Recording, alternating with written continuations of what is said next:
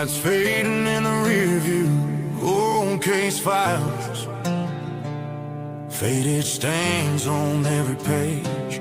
17,000 names in the unsolved files, carved in stone, etched with age. A file cabinet overflows at the seams. The family's holding on to what they can. Cops call it a statistic in the files. Close the drawer to never be seen again. Cold case, justice for the victims. I can hear the cries in the midnight rain. Every person should matter. They are more than number, they have a name. From the mountains to the marshland, ghosts crying in the Carolina pines. I'm here to share their stories till the truth runs out of places to hide.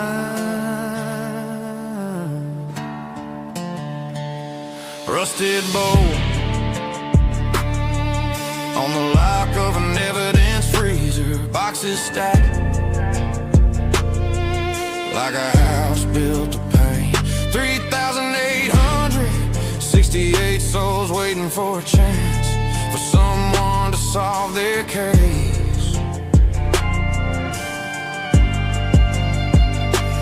It takes time, takes hands, takes hard-earned dollars, but the tax cuts deep and wonder why it fails. You can't catch what you won't go chasing. You can't help if you won't go down these trails. Cold case, justice for the victims. I can hear their cries in the midnight rain. Every person should matter, more than a number. Every person got a name. From the mountains to the marshland, ghosts crying in the Carolina pines. I'm here to share their stories till the truth runs out of places to hide.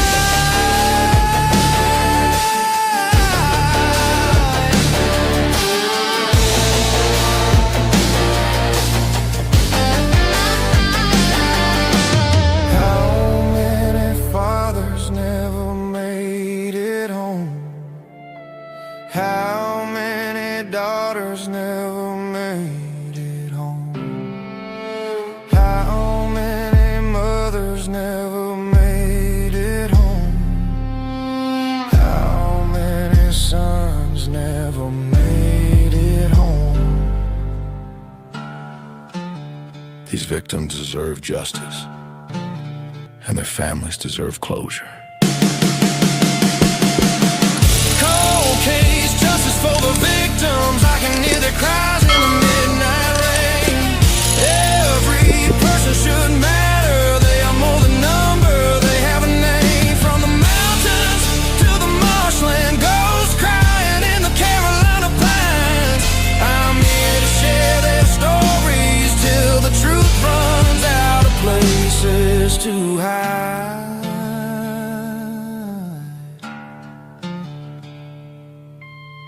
If you see something, say something.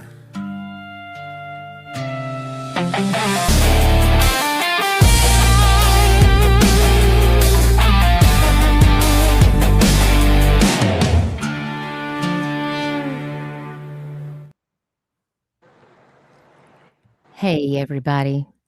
My name is Duchess, and this is Dutch Girl Podcast coming to you live from Myrtle Beach, South Carolina.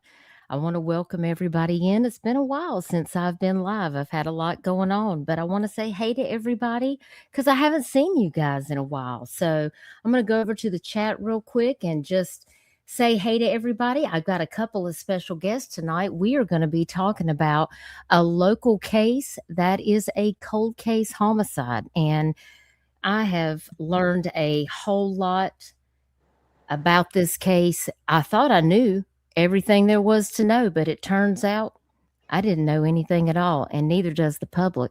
But I'm going to bring it to you guys here first. This is probably going to be a 2 or 3 part series, but I want to welcome Gina and I want to welcome Kathy to the podcast. These are people that knew Amber and know her family, and they have a story that they want to share with you guys. And they asked if I would be willing to let them come here to tell their truth about what has happened with Amber. So tonight we're going to talk about what the public knows about Amber Berbiglia's case, and then we're going to jump into it. So welcome, Gina, and welcome, Kathy. Thank you so much for trusting me to share Amber's story with everyone. Thank you for having us, and thank you for everyone who joined. We thank you for doing it. Thank you so much. You're very welcome. Cash, it's so good to see you. I appreciate you being here, and thank you for being a member for 23 months. Rosie, it's always good to see you, my friend. Thank you for being a member for 32 months. You guys are amazing, and I appreciate you guys waiting. I was having some technical difficulties. Y'all know how my laptop is. It likes to act up, but I appreciate you being here. Michelle Macklin, my dot, my best friend, thank you so much for being here. I hope you're doing well, sis. Hope everything is good. Hey, Nightbot, don't be acting up in the chat now.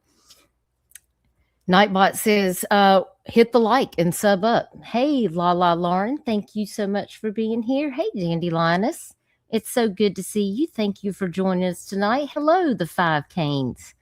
I hope you've been doing well, and thank you for being a member for 31 months. And Lauren, welcome to the Dutch Bus fam. We're happy to have you. I appreciate that.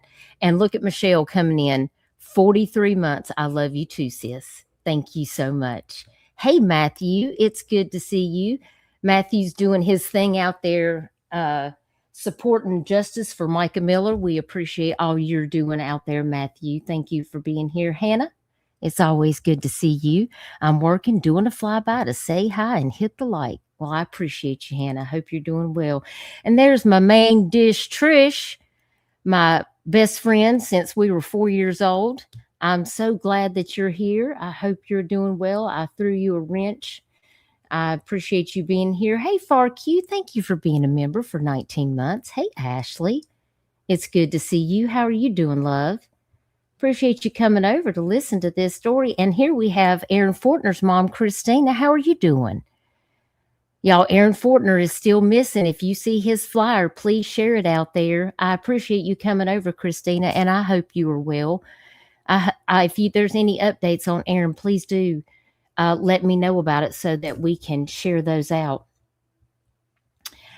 Who else do we have in here tonight? Hey, Bobo, frying chicken, but listening. Listen, if you've got me in your ear and you've got other things to do, don't worry if you don't want to be in chat. Sit back and listen because we have a lot of things to share with you tonight. Hey, Stoner Racing, it's always good to see you. Hope you're good. Hey, Mustang, I'm always glad to see you in chat. I appreciate you being here. Hey, Odin Girl, I hope you're well. Hadn't seen you in a while, but I hope everything's been well. It's good. So good to see you. So good to see you. How's everybody been doing this week? The weather's nice and lovely down here. We got a whole lot of tourists and a whole lot of action on the boulevard down here. So no updates as of yet. Well, you are always in my thoughts and prayers. And you know, if there's anything that you need, Christina, don't you hesitate to reach out to me. Now, as we get started on this, tonight's live stream, it's more than a case. It's about a person. It's about Amber. And before anything else, I just want to take a moment to recognize Amber as a daughter, as a loved one, as a friend, as someone who mattered deeply to the people in her life. She is not just a headline or a story, and she is a young woman who should still be here, enjoying her life with her family and her friends. And I also want to acknowledge that Amber's family may be listening tonight. And of course, we have Gina and Kathy here tonight here on panel. And I just want you guys to know that this space here is being held with care, respect, and compassion. And as we talk through the details of this case, I'm going to be focusing on the verified information, and I'm going to be speaking about Amber in a way that honors her life And I ask that everyone in chat, please do the same. Please be respectful towards the family, towards my panel guest. Please be respectful to each other in chat. We can coexist with each other. Even if you may not care for somebody else in the chat, we can coexist, because these cases take precedence over our feelings. Please try to avoid speculation and remember that real people are impacted by what is said here.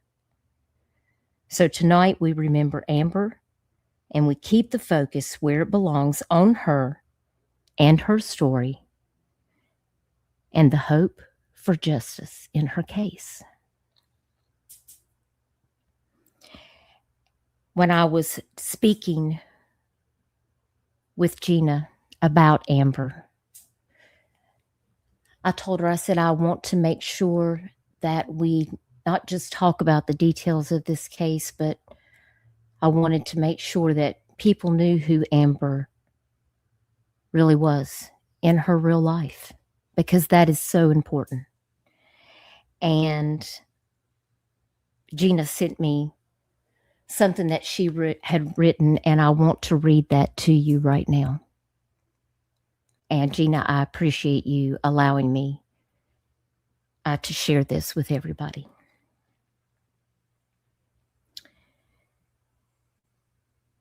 Before we get into what happened to Amber, I want to take a moment to talk about who she was. And when we do that, I want to make sure that I show a picture of Amber. Because Amber is not just a case. She is not just a name tied to a tragedy. She was a daughter, a sister, a fiancée, a young woman with her whole life right in front of her. Her name was Amber Marie Berbiglia.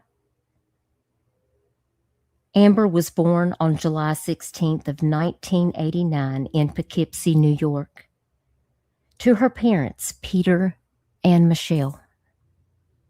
And when she was still very young, her parents divorced, and Amber remained with her dad, Peter, all the way through high school.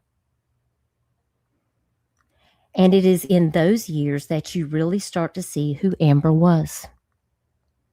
Her dad shared a memory that has stayed with him all of these years. He said that one of his favorite moments was when Amber was just a little girl, and he had taken the kids sledding. And at one point, he heard this soft, happy giggling. And when he looked down, there was Amber, just sitting on her sled, waiting her turn, giggling to herself. And he said that her laugh was the sweetest sound that he had ever heard.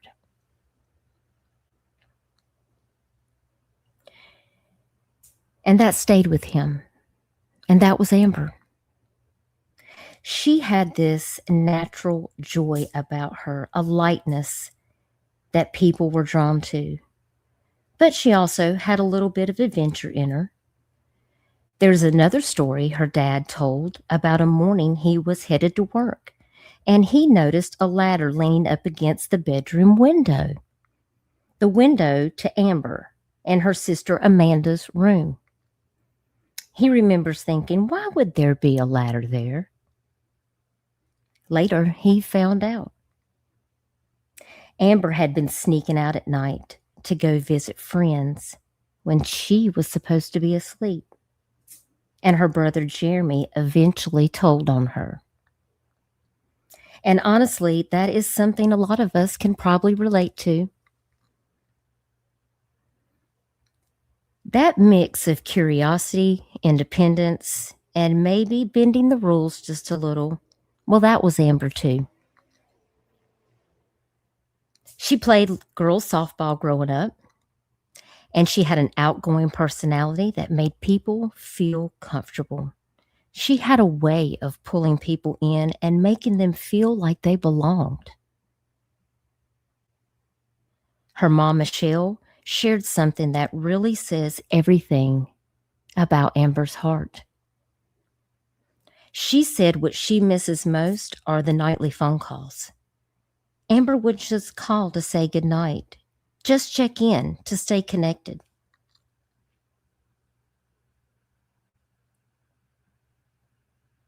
And that is who she was at her core, someone who cared and made sure that people in her life felt that.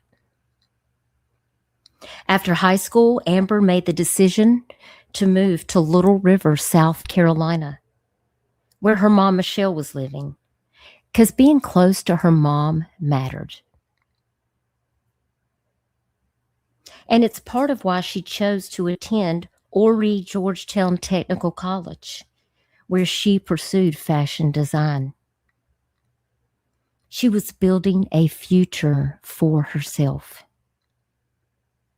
She worked at several restaurants around North Myrtle Beach, including Overtime Sports Cafe, and later Greg Norman's Australian Grill, where she was working at the time that she was killed.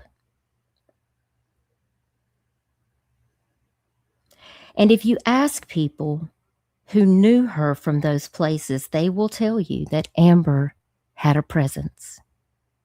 At Overtime, she would grab the microphone for karaoke.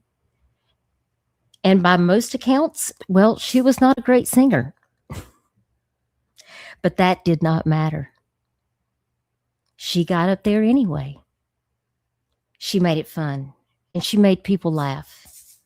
And she made people feel comfortable enough to join in with her. She created an environment where people felt at ease, like it was okay to just be themselves.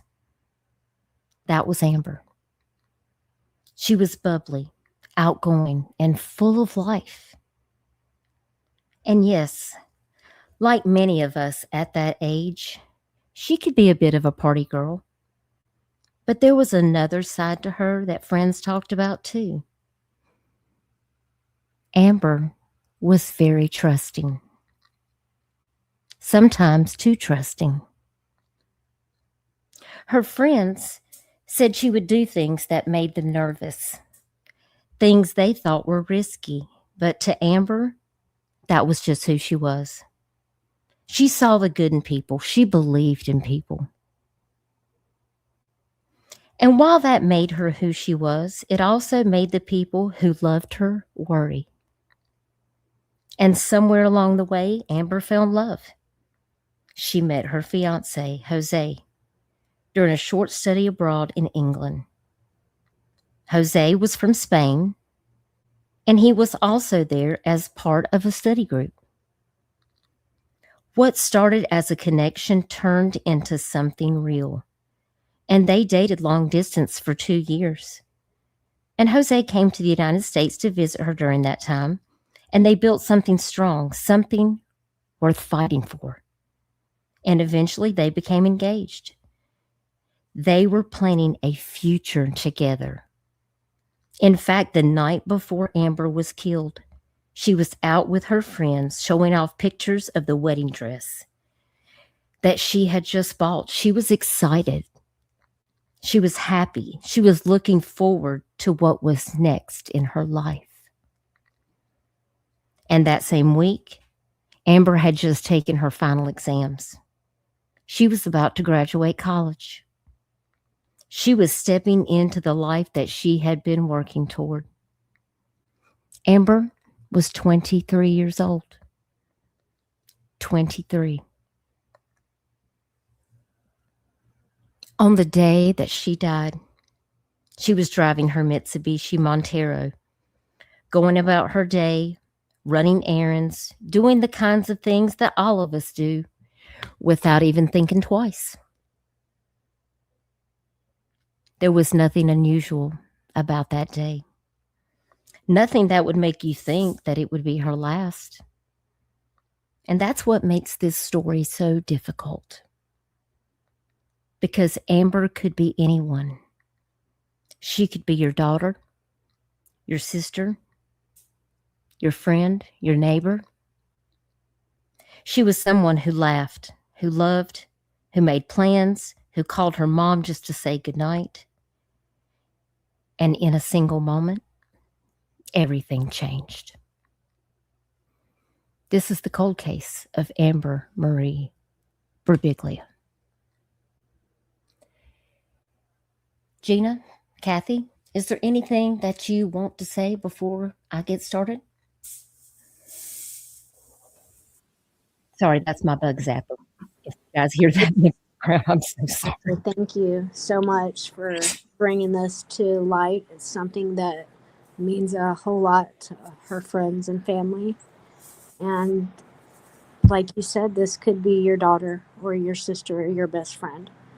And when something like this happens and you have no answers, it just needs to be out in the public and people need to talk about it and care. So maybe we can figure out who took her from us. So thank you. Absolutely. You are very welcome. And I just want to reiterate what Kathy Lee just said. We really thank you, everybody, for listening and hopefully helping us spread Amber's story, because it'll be 13 years in May. And it just pains me to visit her family and to see what they're still going through. So thank you. You're very welcome. And I do hope that one day, very soon, that there can be answers. And I appreciate everyone taking the time to be here. The Five Canes, thank you so very much for gifting 20 Dutch Girl Podcast memberships. If you received a membership from the Five Canes, please thank her. And thank you so much for supporting the channel. It really means a lot to me. Thank you, Bobo. We are praying for answers. So when I think about this story, I think about looking at some of the pictures that I saw online. And one of the things that I remember seeing was this billboard. She's such a beautiful young lady. And you can see the kindness on her face. When I looked through these several pictures of her,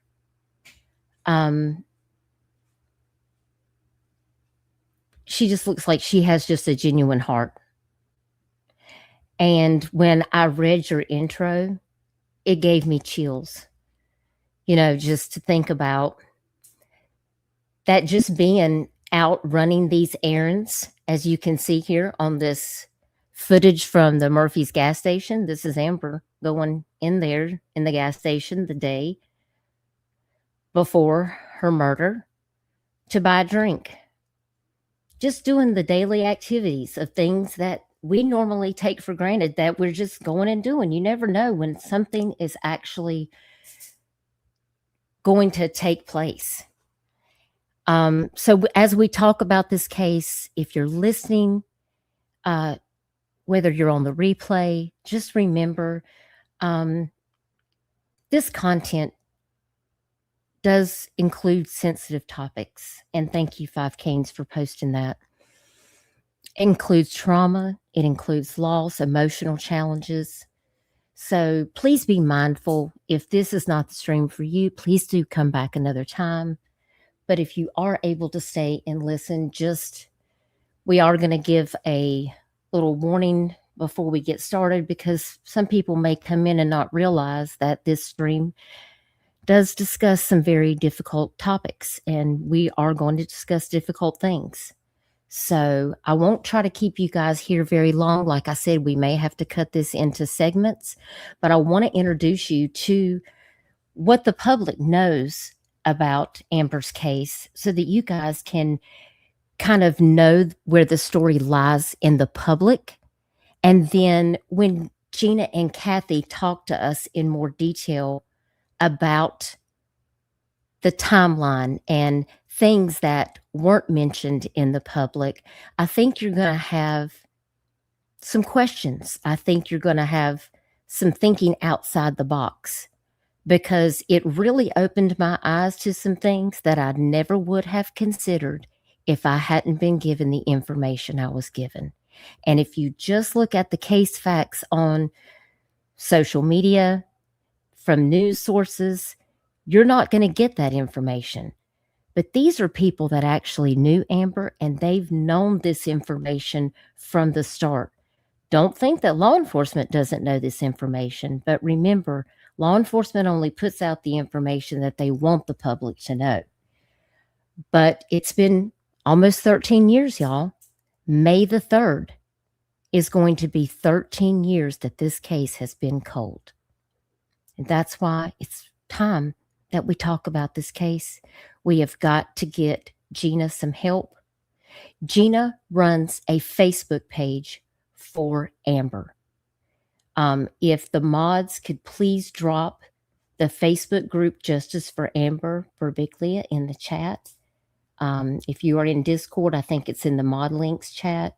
I would really be grateful if you're interested in this case, if you're interested in supporting justice for Amber.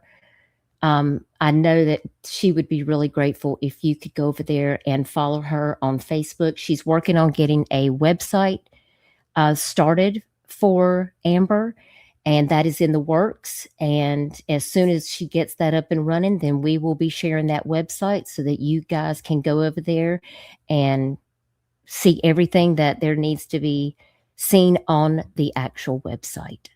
So, because this is very important. All right. Now, there's an article that I want to share in regards to this. And it's going to kind of give us a little bit of an inside look into what happened to Amber. So I want to play this video. This is about a 13-minute video. It comes from the Sun News, which is a local newspaper outlet here in Myrtle Beach, South Carolina. And I'm really interested in this video because Gina was very kind to send me the entire dash cam video. Gina, thank you for that. And we're going to play it. It won't be tonight. We'll have to do that on another stream because that entire dash cam video is about 53 minutes long. But I think it's really important for us to watch that because I want you guys to see all the things that you haven't seen in the public. So I'm going to make this full screen, and I want you guys to watch this video so that we can better understand what the public knows about Amber Berbiglia. Now, Gina, Kathy, if you need to stop and say anything, I'm happy to pause this video at any time. So if you need to interrupt me, please let me know. I just want to say one thing, because I know I've seen some comments from other when it's been in the news. These young boys that were at this scene were high school students at the time. Did they do everything right? No. But keep in mind, they were only 16 and 17 years old. So I just want to put that out there. I've seen a lot of people bashing them, but they did the best they could for their ages. I understand. Okay. All right. If there is any feedback, chat, if you guys hear an echo or anything like that, please let me know. Because you guys know how it is. Sometimes we have technical difficulties. So if you guys hear an echo, I'll be watching the chat on my phone because I cannot see my chat on StreamYard when I'm sharing my screen like this. So you guys make sure to let me know and I'll be watching the chat. So thank you. This is fair use copyright disclaimer under Section 107 of the Copyright Act of 1976. Allowance is made for fair use for purposes such as criticism, comment, news reporting, scholarship, and research. And of course, we are using this for news reporting because we need to find out the facts that has been released from the news about this case. So here we go.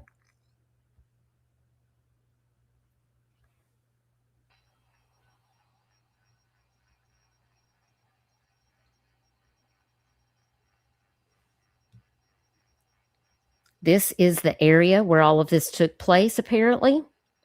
which is out under Old Saunders Road. That goes under Robert Edge Parkway. This is actually Little River, South Carolina.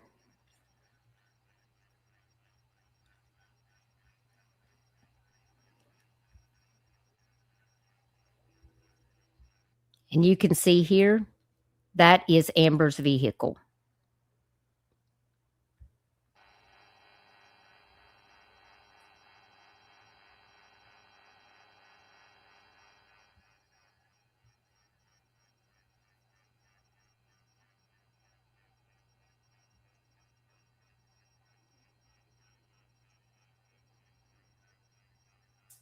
You certainly don't think she just drove. Where did these guys go mud bogging in their trucks? And notice the car is still running. Do you guys see that? Do you guys see the muffler? That vehicle is still actively running right here. Yeah, and although you don't see it in this video, her car door was open. When the officers arrived, her car door was closed, and I'm only going to assume that one of the two young boys that found her had closed it. So her car door was open. Control, go ahead and notify detective and get him down here. I believe this is going to be a crime scene.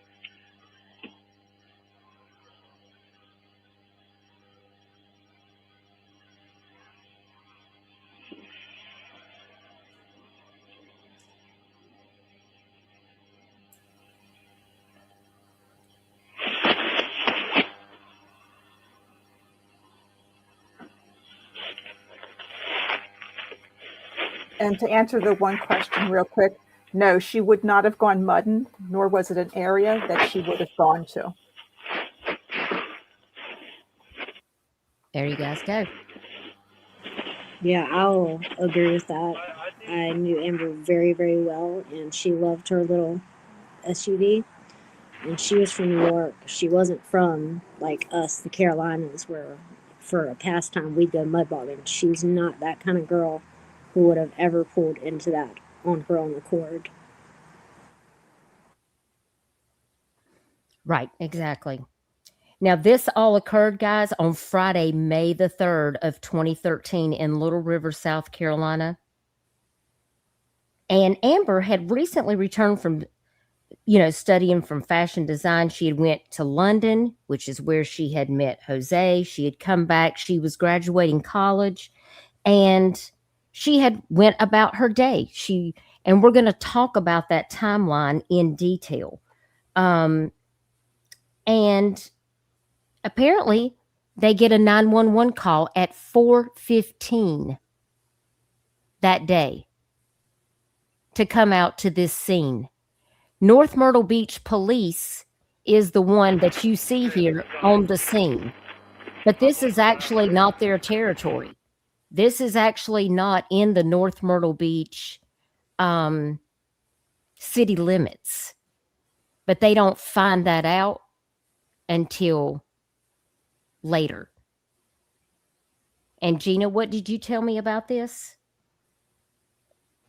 About North Myrtle Beach Police? So North Myrtle Beach were the first that were dispatched. And then after they were at the scene, they did walk all over the crime scene. So they corrupted the crime scene before it was decided that it was actually Horry County's jurisdiction. And you can actually see that in the video, how they've walked all over the crime scene. Contaminated the crime scene before the other police department could ever get there to block off the scene. Wow. Yeah, I think about 4 minutes and 20-something seconds, I believe, is where the policeman actually says to the cop, the lady cop that just pulls up, he says, "Try to walk in my footprints because we've already contaminated this crime scene pretty good already." Quote. Well, hopefully we'll hear it here in a minute. We're going to turn it up. Let's see if I can get the volume back up here. There we go. If you go over the connector and make the left at the light. Yeah. Yeah. I don't know, but please keep conversation. Because of that everywhere.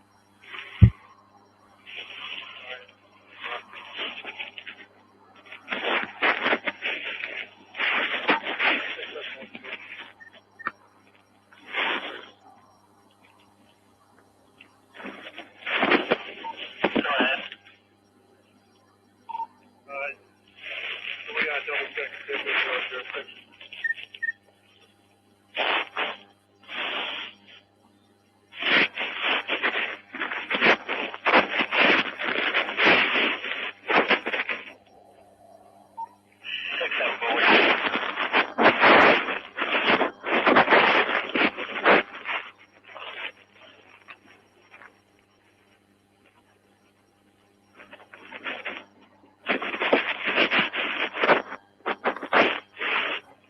I just think it's interesting that the car is still running.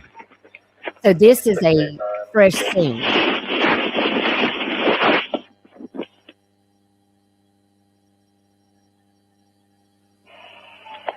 sir. 689-137.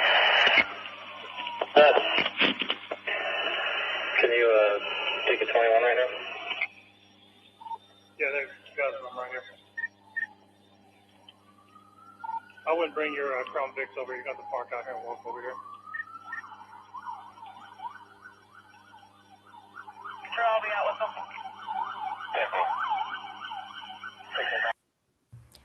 Matthew wants to know, did they even attempt CPR or anything? I do believe Gina told me that when they found her, she did have a faint heartbeat. She did. No. She had one faint heartbeat, but no, they did not attempt CPR. And if you see her injuries, you'll understand why. And we will take a look at those. Yeah. Guys, when you walk in here, try to walk in the same place and watch where you step. This is all going to be a crime scene. Oh, did you hear that? Well, well, well. Let's take it back just a minute. Sure, I'll be out with them.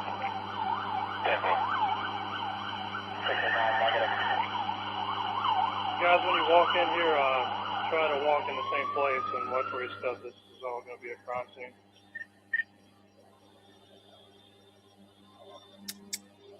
Kiss, Call kiss. 674. Go ahead. Just the Francis Road, like a Stone Beach County area. We've already notified them to send an officer. Just be advised, we are on the wooded south side where everyone goes four-wheeling, just before the overpass, the second overpass.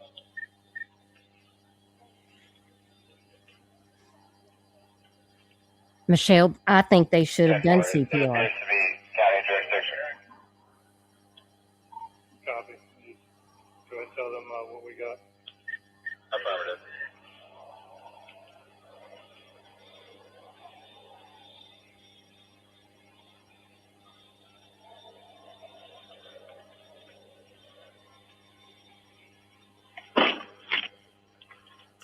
Hey, I need you guys to stay in your car for a second.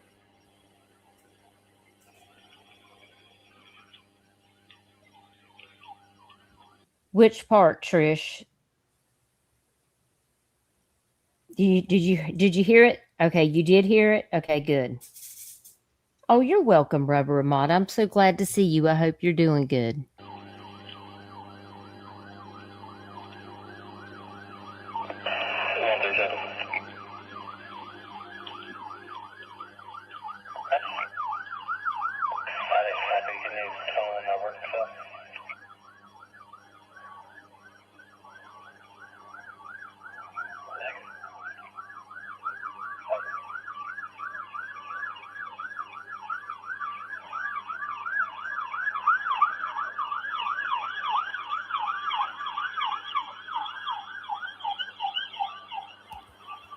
car I haven't cleared yet. There's a car I haven't cleared yet. Yeah.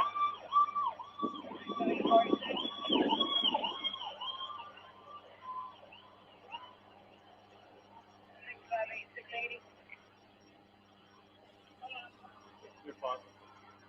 I've got some people right here. They're all good. I'm supposed to get them things.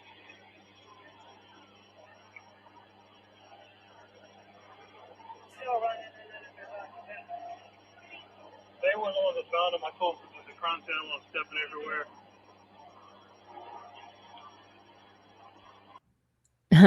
Did you hear that? They're on the crime scene and they're stepping everywhere. Let me rewind that just a little bit so you guys can hear that. Y'all got your pads and your pens?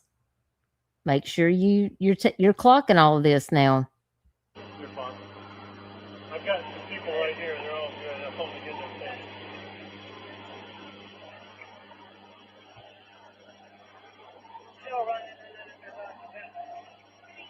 They were the ones that found him. I told them there's a crime scene. I'm stepping everywhere.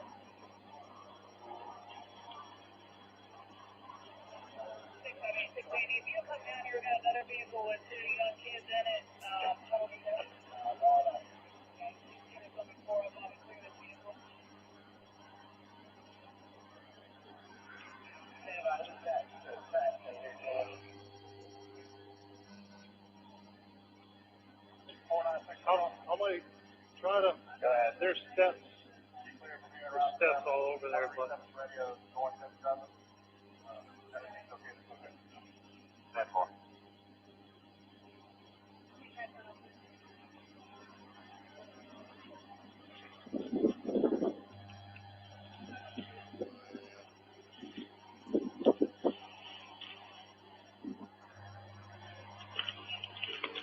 Yeah.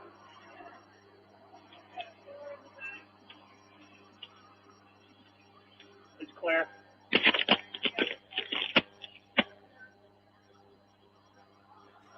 Let me.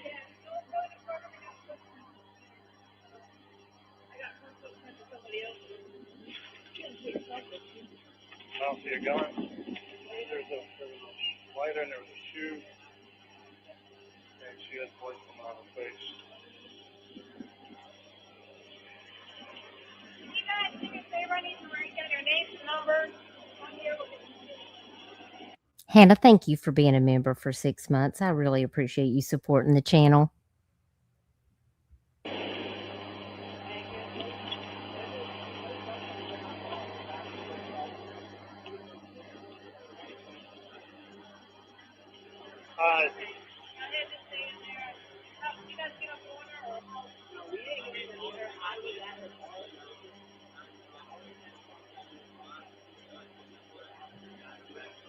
I mean, they got everybody. They had the boys stepping all over the crime scene. Now they're stepping all over the crime scene. Yeah, we're going to need just bear with us, guys. We're going to need a lot of information from you guys. This is a crime scene, so it's.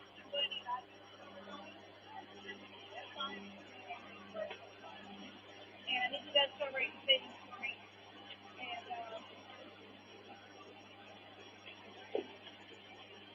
And, South Carolina number. Affirmative, go ahead. It's a tag, I'm sorry. Alpha, E Echo, W William, 862.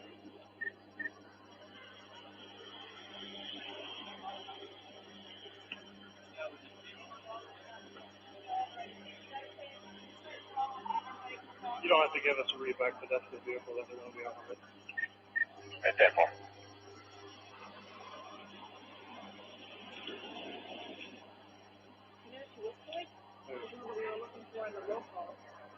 Oh, no. it looks like her. She's got blood on her face. She was drunk right here. She's drunk. No, drunk. Yeah. Did you guys hear that? I don't know how well you guys can hear the audio on that. I can't hear any of the audio. You can't hear. I can hear it. Okay. Can everybody else hear it? Chat, are you able to hear the audio that's playing on this video? Give me a 1 in the chat if you guys can hear the audio that's playing on this video. Well, it's not playing right now, but that was playing. Yes? Okay, good. Because he just said that there was blood on her face and it looked like she'd been dragged. Let's take it back a little bit.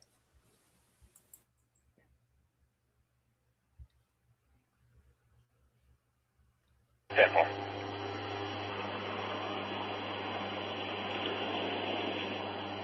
You know what she looks like? The one that we were looking for in the roll call. Oh, no, no. It looks like her. She's got blood on her face. She was drunk right here. She's drunk. Oh, No, she's drunk. Yeah. Was it come back to her? I don't know. I told him not to have the read back. I looked with my daughter about to throw up. That sucks. Hey, Yeah. don't even step over here, guys. Yeah, we got a lot of friends.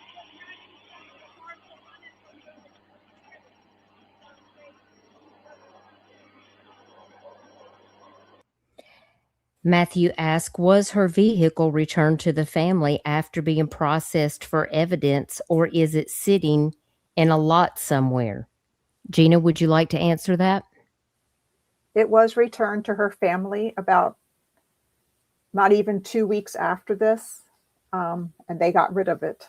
So I wish they had kept it, because I can just imagine the evidence that, if with technology today, I can just imagine the evidence that they would get out of that vehicle. I agree. And once you hear some of the information that Gina and Kathy and I are going to talk about, you will understand why we think that that would have been pertinent. And hey, Deborah, it's good to see you. Lindsay, it's good to see you. Deborah said, he said drugged, so it was either drug or dragged. Yeah, I think he said she was drug, like drug across the ground, because you know how we are here in South Carolina. Sometimes the way we talk, just, we don't necessarily, but yeah, and according to law enforcement, she was dragged, not even 20 some feet from her vehicle, and her phone was just barely out of her hand. So whatever happened, she still had her phone in her hand, and her body wasn't hidden though. So, you know, you can see all of these trees and things that are in the background. But it looked like they were probably going to try to drag her into that brush, but apparently they never made it, because when the young boys came with their trucks to go mud bogging, I think they might have startled the perpetrator and he left her laying there, because when they came on the scene, Gina, these boys that talked to law enforcement, do you want to let the public here know what was told by one of those boys? What did they say they saw? So they said they had been out mud bogging, and they had gone past her vehicle and had seen it. But at the time, nothing looked suspicious. So they'd gone down the road. They weren't really gone that long, maybe 10, 15 minutes at the most.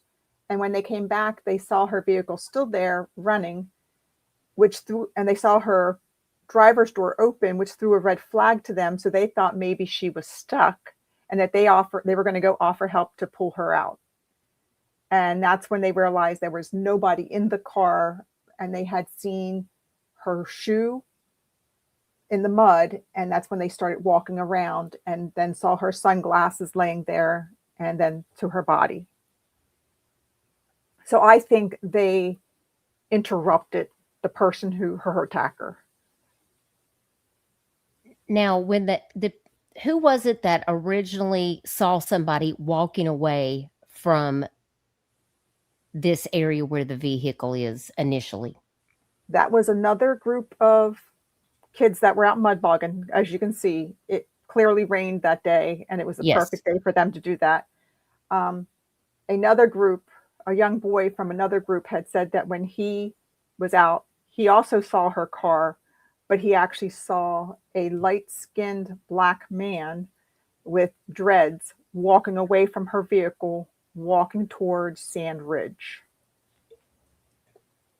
That's the Interesting. only description, however, that he could give. And at that time, he had no idea that somebody had actually been murdered there. So he actually didn't know until I put up our the Justice for Amber site on Facebook, and he saw it. That is wow. And he did tell law enforcement? He did, yes. However, that wasn't until, oh my gosh, just 2 years ago. Oh, wow. It's surprised me how many people, residents in that area, had not even heard of Amber's story. They have no idea that she was even murdered, or that there was even a murder basically in their backyards. It was, her case was considered inactive and not technically closed because Horry County never closes cases, but it was definitely inactive 3 months after this happened.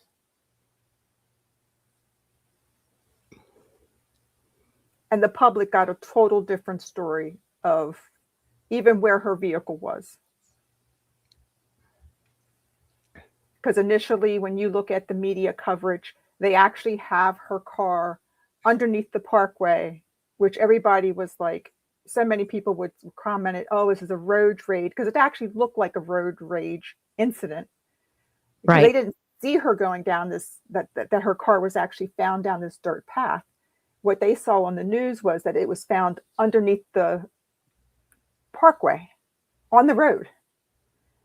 Yeah, and that wasn't it at all. You can see here clearly, this picture that I screenshot of that, and that's definitely not there in that same place. So, yeah. They staged her vehicle. Well, I don't think she actually drove there because she wanted to drive there. I think that somebody forced her to have to go there. Which I think is why it's really important to talk about what the public knows versus the information that you gave me. So in this article that was actually done by the Sun News, where this clip of this dash cam footage that is initially seen here. I believe that was actually done last year, right before her memorial, or right after we had her 12th memorial. Yes, this was on May 27th of 2025. And it says, according to the article, it says, Michelle Robinson sits in a living room chair, one leg tucked under the other with the sun streaming through her window, and in her lap are photos of her daughter, Amber Berbiglia. And the photos show the blonde-haired young woman smiling, something that she often did. And Amber was the light. She would just light up the room, Robinson said. She was happy all the time. And she talks about the day that she recalls when the Horry County police officer knocked on her door to tell her that Amber had been murdered. And here's a picture of her mom right here holding a picture of Amber.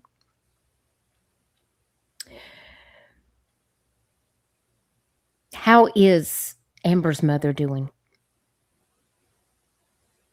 She has a lot of rough days. I'm sure. She, people will tell her that she needs to move on, but she just can't move on. She just can't. It's got to be tough for both of her parents to not have these answers after almost 13 years. And as you can see here in the article, it says this was on May 3rd of 2013 when 23-year-old Amber was found by mudboggers outside her vehicle on Old Sanders Drive near the Robert Edge Parkway overpass in North Myrtle Beach. She had been beaten to death with a large boulder, according to police. And Gina, after I spoke to her, trigger warning for everybody in the chat, or if you're listening in the bushes. But I have to let you know, she wasn't just beaten to death with a large boulder. Apparently, whatever she was hit with was something the size of 4 times the size of a basketball. Yes. 4 times the size of a basketball. Is that correct, Gina? That is correct. That is according to Captain Lent. Captain Lent. Captain Greg Lent of the Horry County Police Department. Police told Amber's mother that it looked like Amber had tried to run before she was killed. And her body was still warm when they found her, that one faint heartbeat. And her killer was believed to have left the scene just a short time before she was discovered, and the police arrived on the scene. But that person has never been found. Amber's mother said she could accept her daughter's death if it was an accident, but not the way that Amber died. And her mom goes on to say, she was so popular, she was so in love, and I just can't see her being beaten. And to me, when I think about the circumstances of this situation and to die from such serious blunt force trauma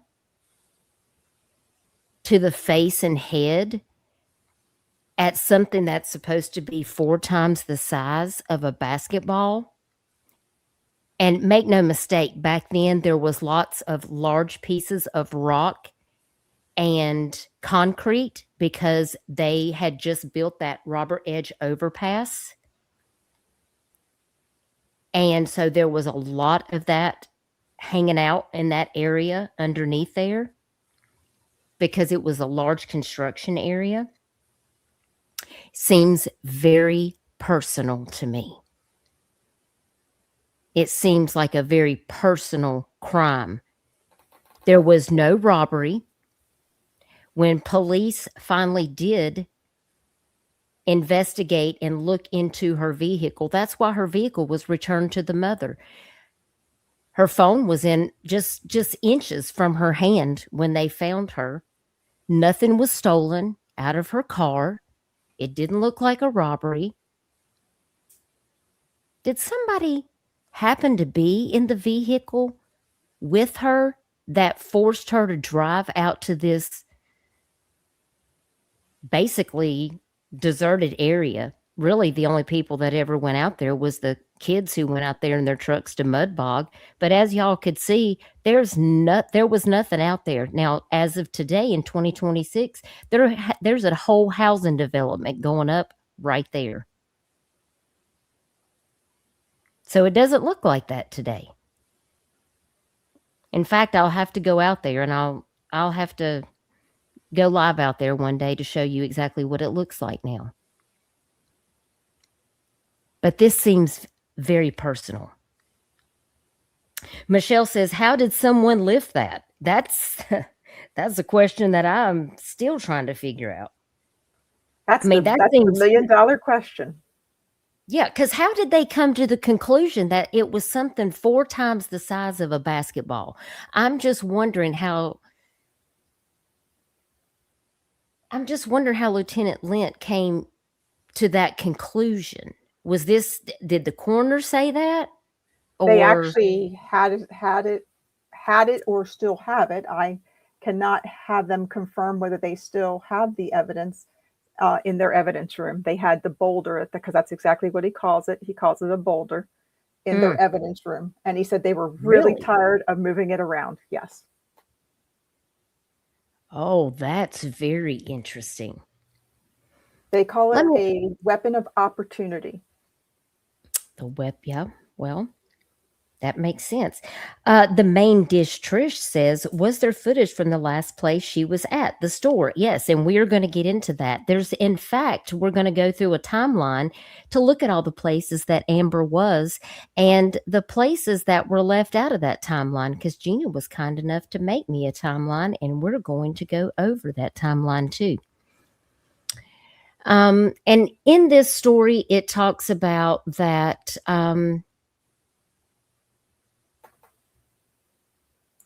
the biggest question is why?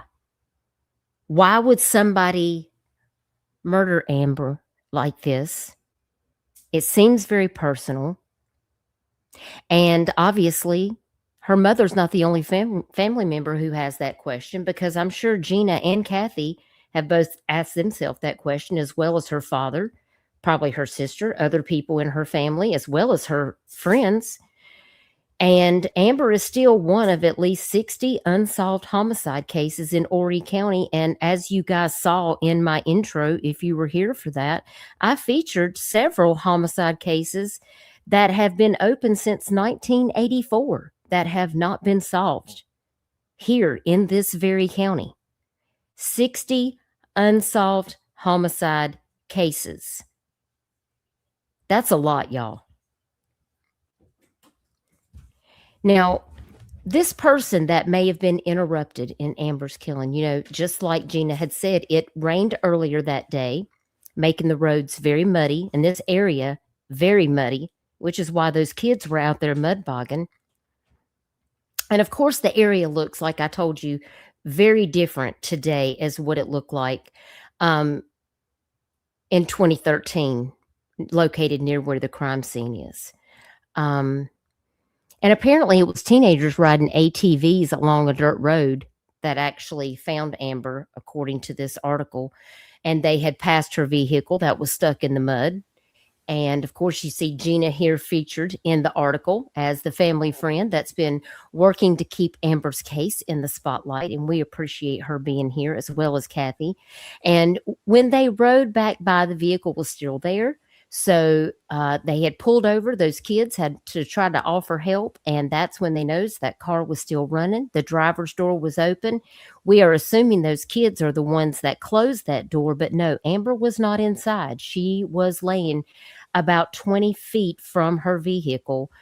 They spotted that sandal in the mud, as well as her sunglasses. And that's when they found her lying face down outside the vehicle, with her cell phone just a few inches from her hand, and her body was still warm. So that means that this had all just taken place. But it turns out that this area is actually outside the city limits. And that's when Horry County Police had to take over this case, because that city limit sign goes right through the middle of this area. And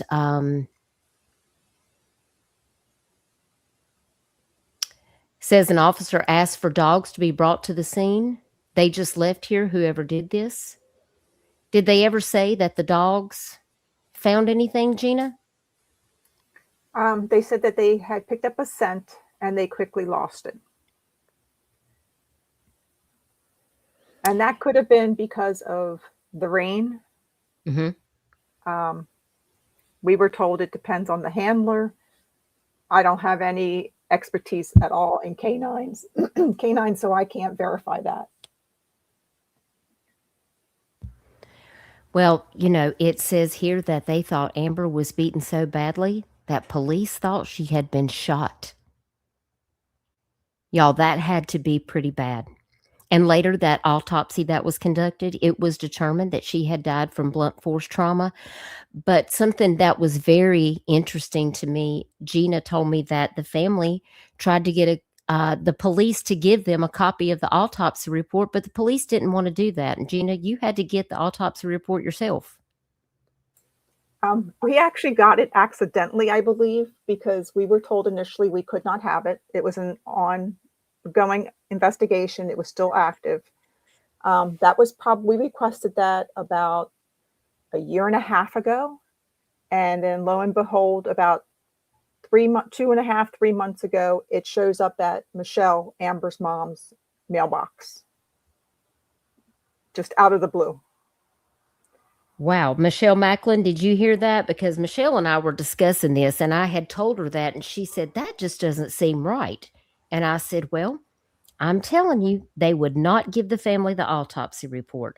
And Correct. Michelle says in South Carolina, they cannot deny the family the report, even if it's an active investigation. So Yeah, I definitely have questions. Yeah, we were told we could not have it. That is, see, this is why I ask you guys to get your notepads and pens down, because see, these are things that you guys need to know that wasn't told to the public, because there is so much more than this. Now, on that dash cam footage, you can see her car right here, and they say it's on the roadway, but that's not a roadway. That's literally just mud sitting in the ruts right there. And here it says the Horry County Police won't confirm what was used to strike her, but it says that the killer picked up a giant boulder, hitting her daughter in the head, and her skull was fractured in 2 places. It did not appear that Amber was robbed, and she was not sexually assaulted. One of the teens did report seeing a man in the area, but the person was never found. Did these kids four-wheeling interrupt something? And that's what really bothers her mom, her friends, and her family. Now, of course, she was engaged to be married to Jose, but Jose is from Spain. He did not live in the United States, and he is the only one who has been cleared from this case, because Jose was in Spain when all of this took place. And so the police spoke to him, and he's the only one who has officially been cleared. So we're going to go down the timeline. According to the public purview of the timeline, it says on the day that she died, Amber ran errands. And here it says she had a 4 p.m. shift at Greg Norman's Australian Grill in North Myrtle Beach. That is at Barefoot Landing for anybody who's been here at North Myrtle Beach. That's probably about 7 or 8 miles from my house. She did get her hair cut about 12:30. She returned some clothes at Ross's Dress for Less, paid her cable bill, stopped at a gas station where she could be seen on video footage. And that leads to her texting a friend. And this timeline that they give here doesn't really add up to the timeline that you gave me. Correct. And that friend happens to be Kathy Lee, who's on this call or on this podcast.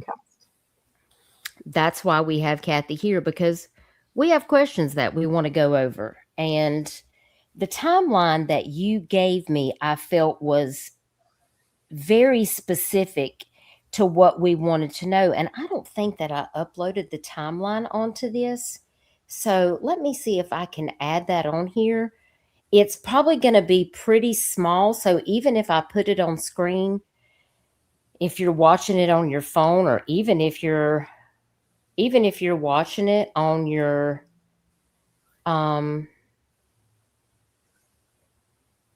me see if I can upload it to my StreamYard. I'm going to share it to myself to see if I can upload it. Give me 1 minute and I'll work on getting this uploaded, and then we can go over the timeline.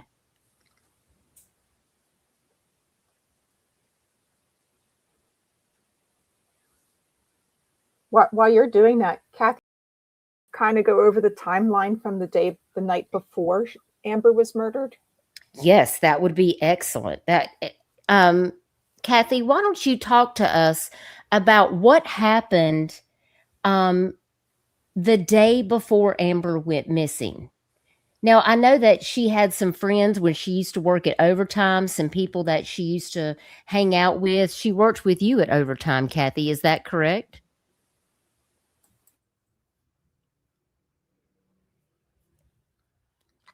Kathy, do we have you here? Can you hear me? I hope I didn't lose you. Hey, Cindy, it's good to see you. If you're talking, you're on mute, Kathy. Oh, I'm sorry. I didn't hear any question. It kind of is going on in and out. What did she say? It may be because the phone situation.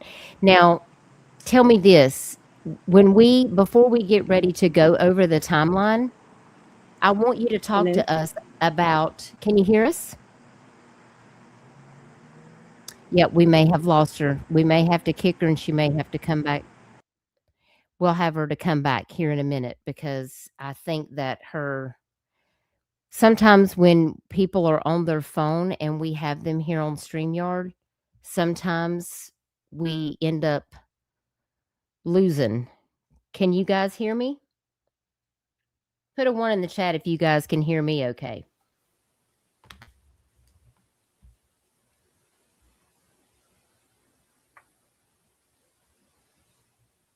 Because I can Oh. hear you, but I don't see any ones in the chat.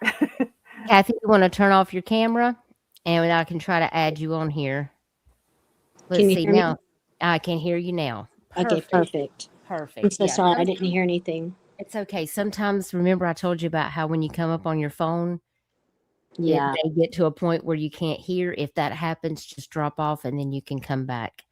Okay. So I'm going to ask you to recap the night before Amber was murdered for us. I know that you worked with her at overtime and she had some friends that she kind of ran around with that she knew really well.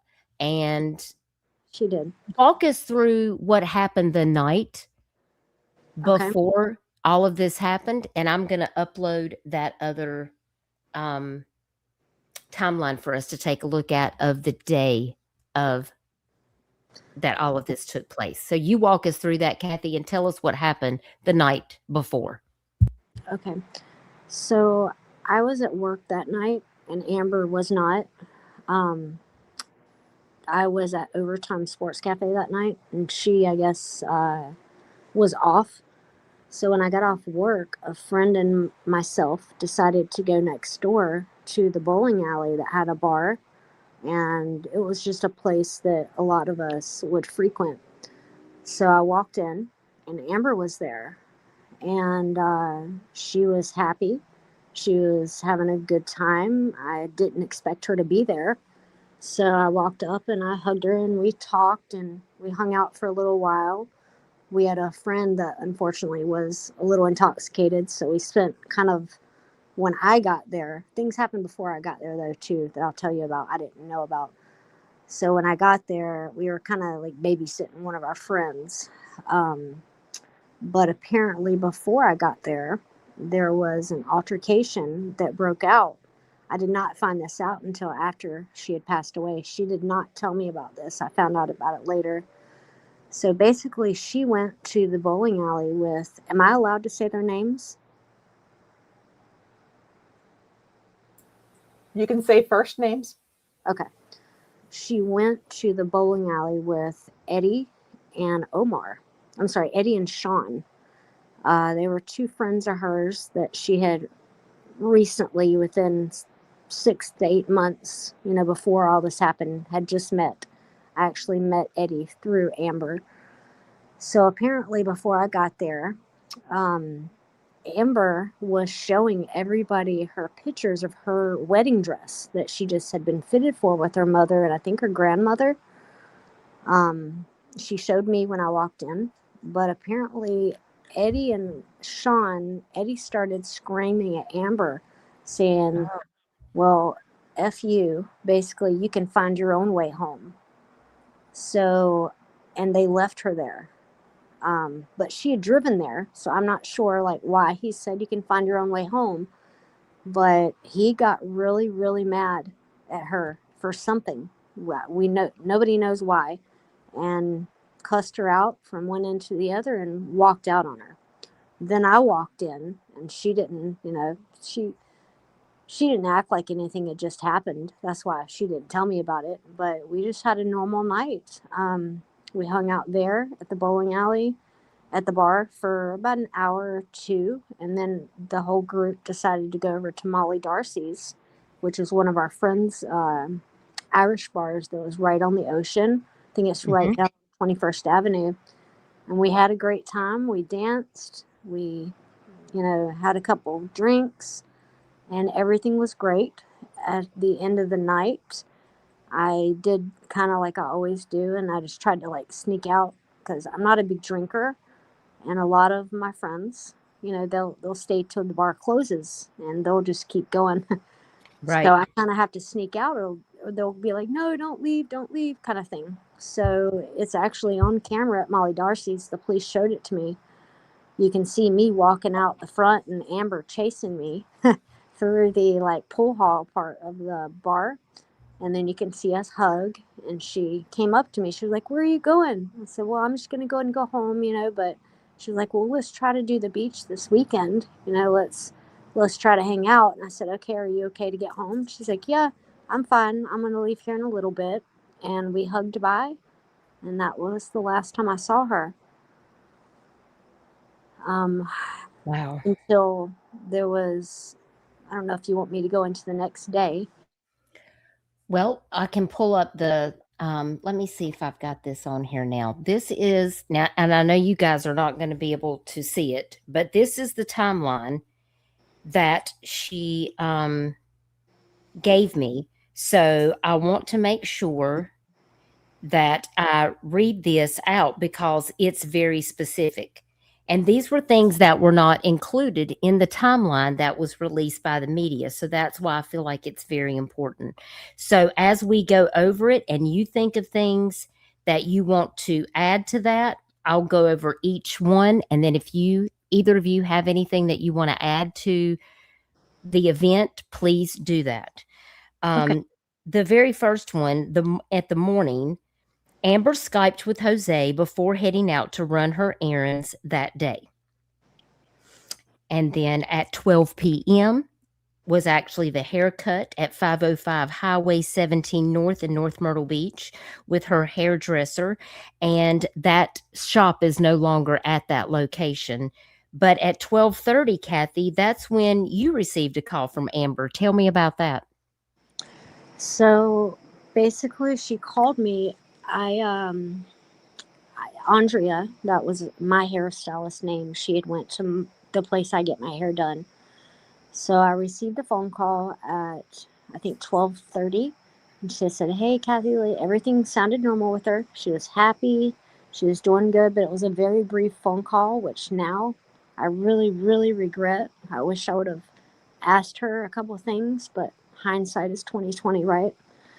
So she called me and she said, "Hey, Kathy Lee, I am at the hairstylist and I want to know if it's okay with you if I can get the same color pattern, my same formula as your hair, and we could be twinnies." And I said, "Yeah, I think that would look amazing on you.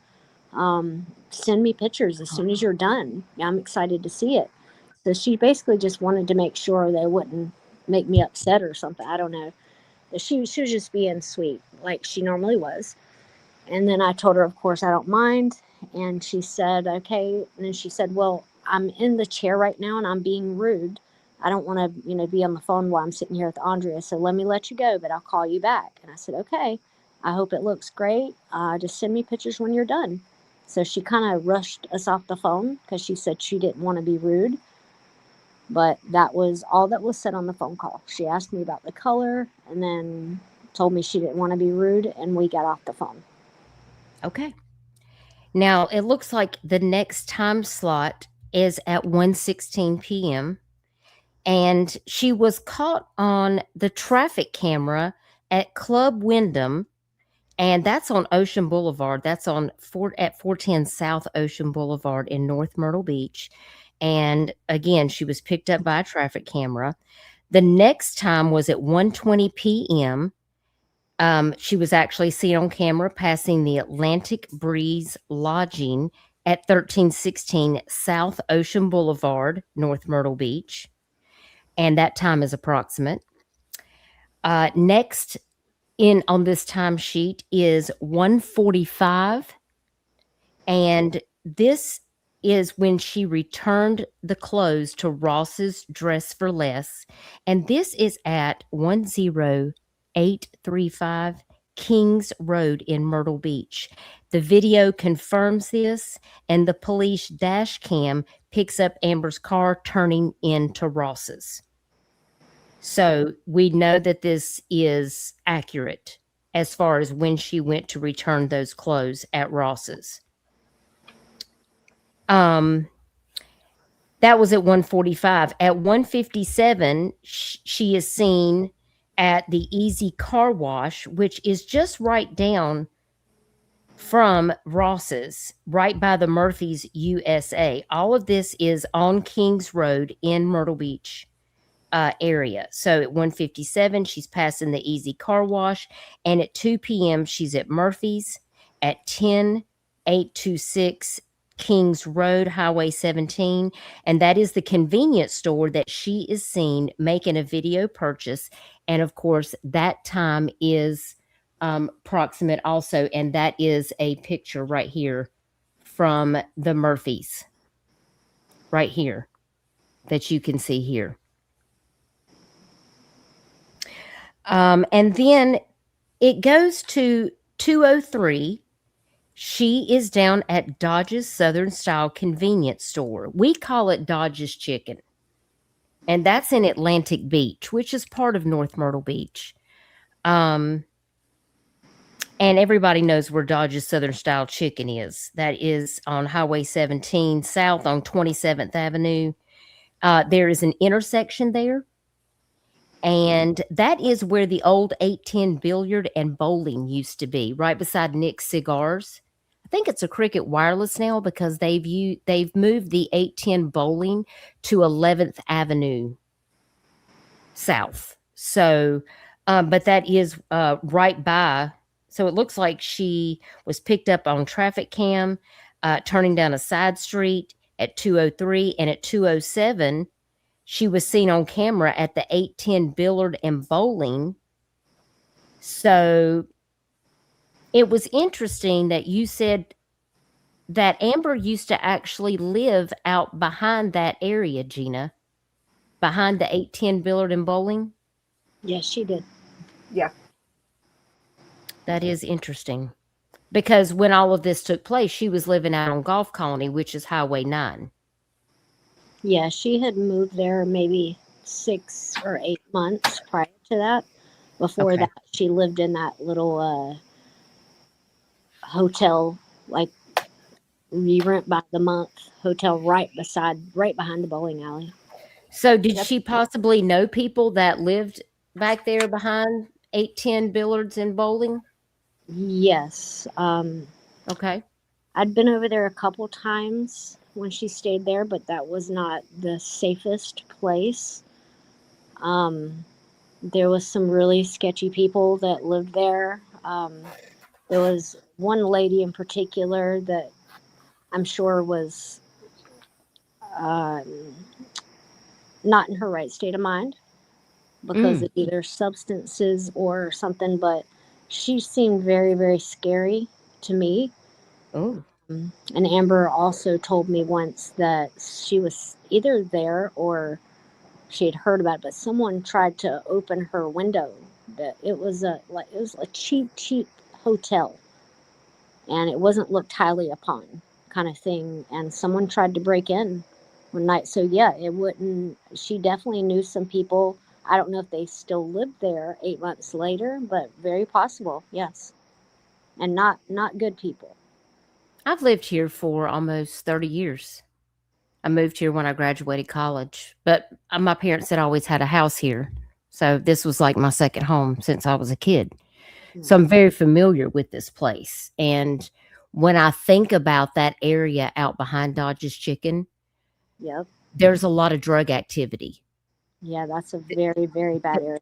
It's a very bad area back in there. And that really had me concerned about, Yeah. you know, what's going on. Who does she know, like back in these areas, you know? So once she goes past the 810 billiard and bowling, that seems to go by pretty fast because 3 minutes later at 2:10, she is seen again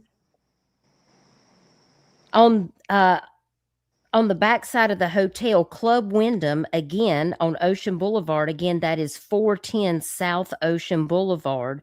The front of the hotel faces Hillside Drive, and the backside of the hotel faces South Ocean Boulevard. And apparently, according to when the video was reviewed, a dark figure appeared to be in the car. Yeah. That made me wonder, when she turned down beside Dodge's chicken, would or could she have picked somebody up? Yes, absolutely. I know of two people, and it's people you're going to want to discuss, I'm sure. Two people that live right there that she Okay. spoke to all the time, that when we lost her, that's the area they live in. Okay. And those are the people they would know. So, yes, it's very Okay. possible that she picked someone up. I don't want to sidetrack, but you said earlier in the podcast that Amber would do things. She was very, very nice and sweet, but she kind of lived in her own world, and she would make her friends very nervous. Well, Right. this is one of the circumstances I'm going to tell you. So one night, and this is how she actually, the two guys that I'm referring to, or the two or one that Eddie, Mm-hmm. that I spoke about earlier, the way she Right. met Eddie. This is my example. We were at work one night at overtime, and this was probably 8 months before she passed away.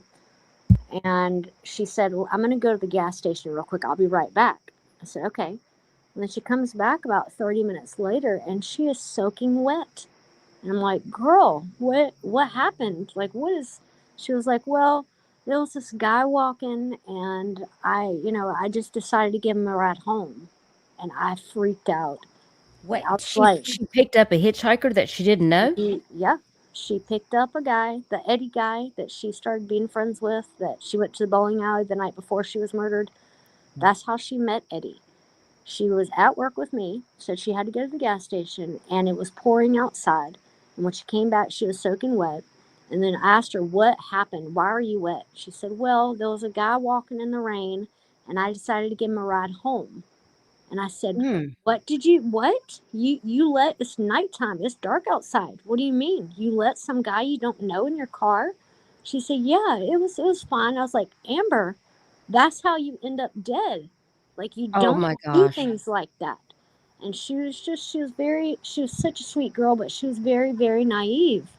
She did a lot of things that you just kind of wanted to shake her and be like, girl, please don't make decisions like that. You're going to get yourself in trouble, and you're going to end up somewhere that is not safe. But yeah, so that's how she met that guy, Eddie.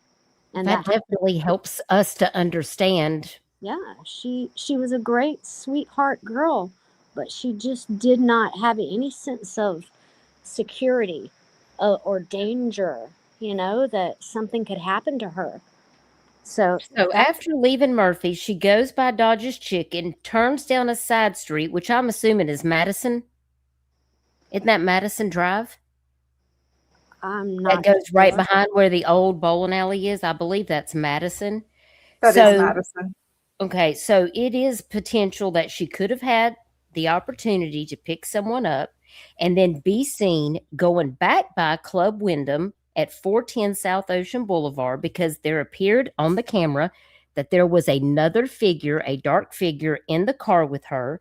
Now, the interesting part to this is, I understand that Amber's mom had an advocate, Angie, that was helping her. And I understand that the police department did not like Amber's mother having an advocate. Can you expound on that just a little bit for us, Gina? Yeah, so we had, because of health reasons, we felt that Michelle definitely needed an advocate to go talk to the police. One, because it had started out where she had not heard from them in like over 5 years, which was totally unacceptable to us. So then when we got them to re-look at Amber's case, they first kind of give you a little bit of background information as to why we gave her an advocate. When I finally had talked Michelle into going back to talk to the detectives, they didn't even know who Amber was. They didn't know anything about Amber's case, but they took Michelle's information and told her that they would get back in contact with her. They needed to look at files. So that really explained why Michelle, it had been years like I said, 5 years at least that Michelle had before she'd heard anything from them 5 years? with no updates. No Oh updates. my word. So I found a person in Little River who is a true crime fan, and she agreed to be an advocate, and she would go and talk with Michelle, with the detectives, so that she could relay information back to Michelle. And they allowed that for, I'm going to say, 4, maybe 5 meetings. And then they told us that Angie could no longer be with Michelle. They would only talk to Michelle because they felt that Angie had an alternative motive. But really, Wow. I think the problem was they knew they could get over on Michelle because Michelle is a broken mother.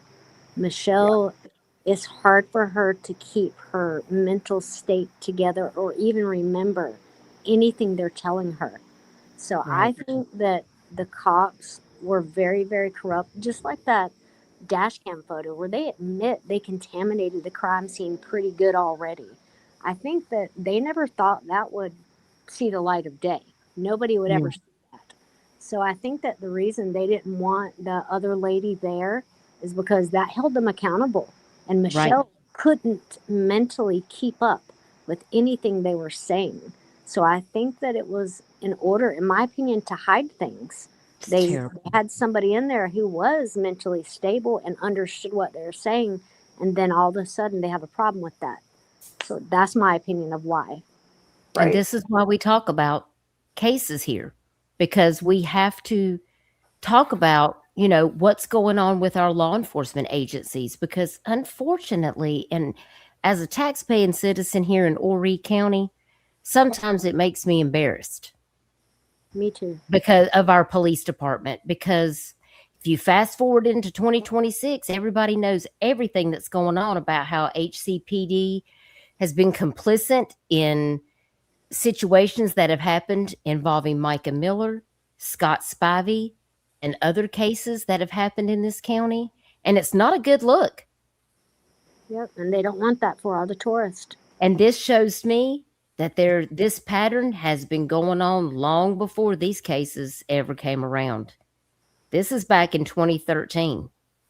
But Yeah, it and then- wasn't. It's been going on longer than that. And unfortunately, we're back to where we were in the beginning, where those monthly meetings with detectives, with Michelle, is not happening again. So it sounds like we need to get Michelle some help. And originally it was Detective Martin. He was the one over all of this. Mm-hmm. He's no longer, I guess, on the case. It's now someone else. Yeah, I don't know if Horry County actually, they have a criminal investigation division, but I don't think they have a cold case division, which if anybody needs one, it's them. But the Right. funding isn't there. And that's My why we've got to start writing to our House, our Senate, and our governor, because that we need this. My I agree. understanding from Captain Lent is that he had gotten funding for 2 full-time cold case detectives. Mm-hmm. And that was just last year. So I don't know. I don't live in the area, so I can't verify that. But he told me he had finally gotten funding for 2 full-time cold case detectives. But even still, we're still not getting any updates. They have been so tight-lipped about anything. Right. It's 13 years. Yes. And I did send you, to reach out. I'm going to help you do the paperwork for the Project Cold Case. Michelle wants to know if you've reached out to Cold Justice. Cold Justice doesn't sound familiar. Project Cold Case I have. I Okay. was actually able to get the form completed for the other one that you gave me today. We're right, also perfect. on Solve the Case. We're also on that. Trying to think, and I think they're the 3 that I have so far. I'm not familiar with Cold Justice. I only know Cold Justice as a reality show on Oxygen, so I'm not sure. Oh, it's a TV show. Joel Oh, Cole Justice came here and did a case in Alcoa, Tennessee. I started to say that's the only Cole Justice I'm familiar is a TV show. yeah. There's also go I ahead. was able to get Amber's story on Nancy Grace. It didn't pan out as well as I had hoped it would. And I had gotten it on investigation discovery with Chris Hansen.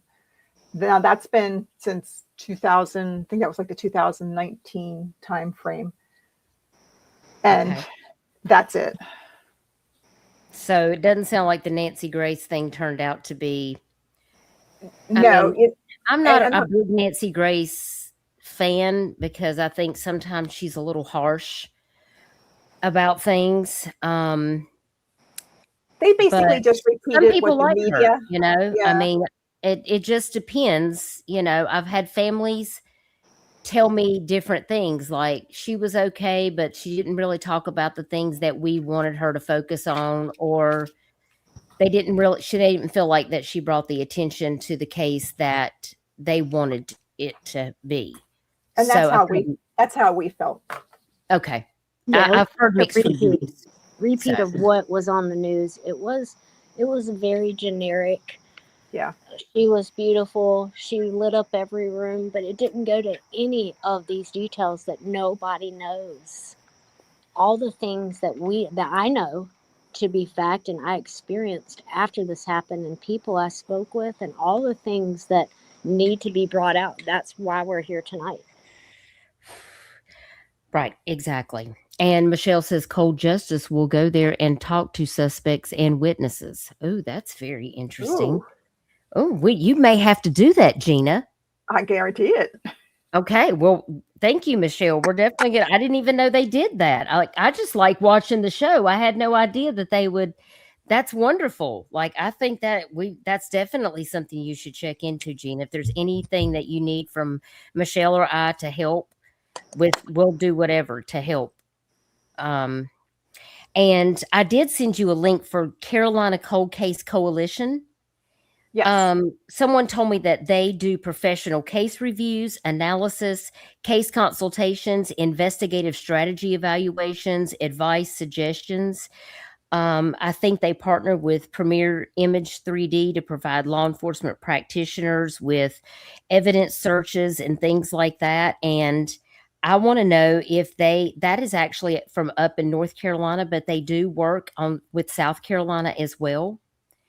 And one of my friends said, you need to reach out to them and see if there's anything that you can find out about how you can get Amber's case submitted to them, and see if there's, say, hey, listen, we're not getting a lot of help from our law enforcement agency.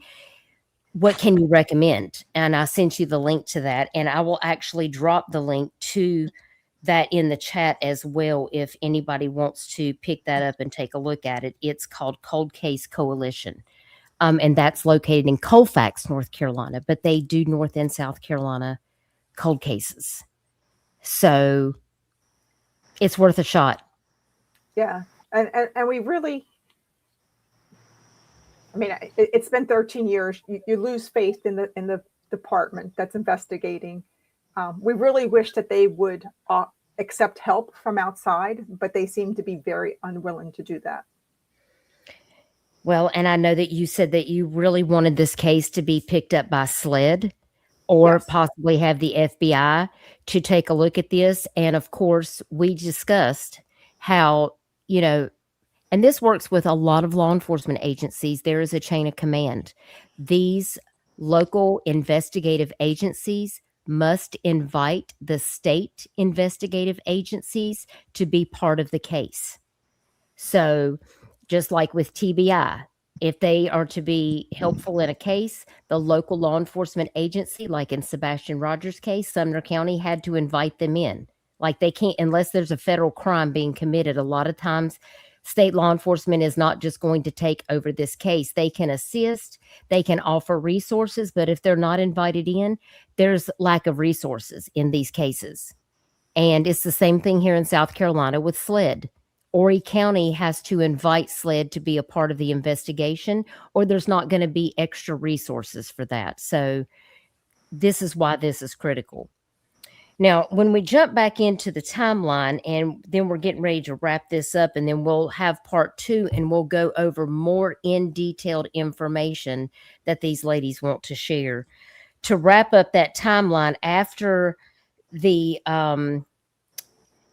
dark figure appears, I understand Angie, the advocate, when she was shown the video, this dark figure wasn't seen, apparently, on the video.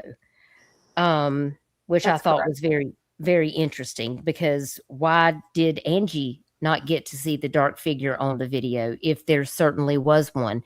That doesn't add up to me. How could there be a dark figure, but then when Angie sees the clip of the video, she doesn't see the dark figure? I'm not sure where I stand with that. I would have to speak to Angie to know exactly, to ask her more information about that. But I know that after this happened, at 2:13, she passed the Bolanos golf cart buggy at 301 Main Street, and that's in North Myrtle Beach. She was seen on camera. That time is approximate. And if you guys want me to, I will post this timeline, if it's okay with Gina, on my YouTube community wall so you guys can take a look at it. That way you will have this as reference for our next live stream to take a look at. At 2:15, so just a couple minutes after that, she is at Time Warner Cable on 757 Main Street and Ocean Drive. And according to a man that was standing in line behind Amber at the Time Warner Cable, there was a black man with dreads in her vehicle. No cameras were working in the shopping center, so this is not confirmed. However, I guess when they interviewed the people at Time Warner Cable, they were told that this man was giving Amber these dirty looks. And so law enforcement wanted to speak to this elderly man to find out exactly what was going on. And when they spoke to the elderly man, that's what he told them. He couldn't understand. How did he put it, Gina? You don't have to say the exact thing that he said, but I'll actually let Kathy Lee tell you. Kathy, tell me about it. Tell me. Okay, I obviously cannot say exactly what he said, but I'll tell you. Please do. So basically, they noticed, or the people at Time Warner said the guy was acting aggressively. I don't think he was an elderly man. I think he was in his 20s to 30s. And Really? Yeah, they unless I'm incorrect, but I'm pretty sure it was a younger guy. And they asked him, the people said he was acting aggressively towards her. I'm not sure what that means, but maybe the way he was looking at her. So they decided to interview him, and they said, okay, there was this girl standing in front of you. What do you remember about her? And he remembered a lot. It was like she was wearing this, and she was doing this, and she drove a white SUV and had these stickers on it and had this on it. And they were like, wow, that is a lot for you to remember about just a girl standing in front of you in line. He was like, well, I remember because she had that blank African-American guy in her vehicle. And I just don't understand something about why a pretty white girl would have that guy in her car. He was a racist.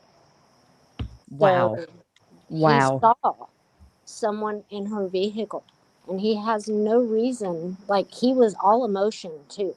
He was mad about it. Like he did not like seeing that pretty girl with the other guy, which is why he made all those comments. So there, in fact, in the timeline, there is somebody that this guy says was in her vehicle. Yes. Which would back up the fact that there was a dark figure seen just before this on camera. Yeah. On video. So you see where this is going. I have a quick question. Can I ask you a question? When you brought up the name Omar. Yep. Is Omar African American? He exactly fits. Is he a friend that was close with Amber? Yeah. He worked with me for about 8-9 years. And there's quite the story behind that one. If you want to hear it real quick. Yes, he meets exactly. He's a light-skinned African-American with dreads.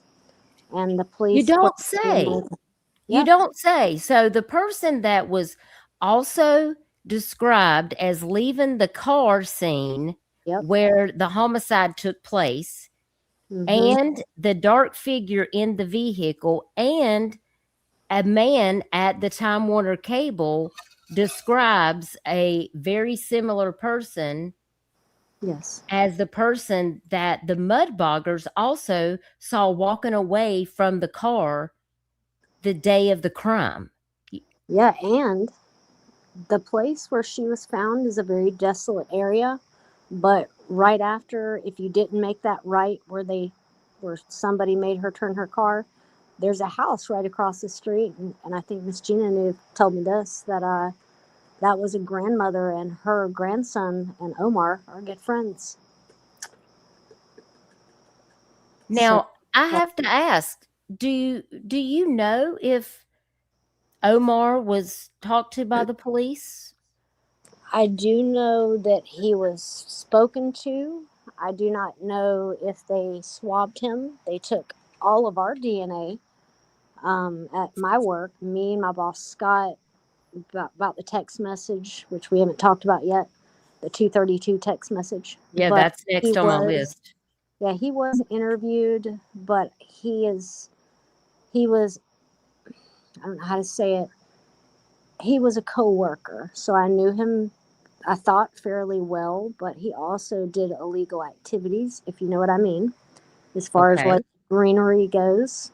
So that's how everybody knew him. So he was very tight-lipped about himself. He didn't even use Omar's actually his middle name, I think.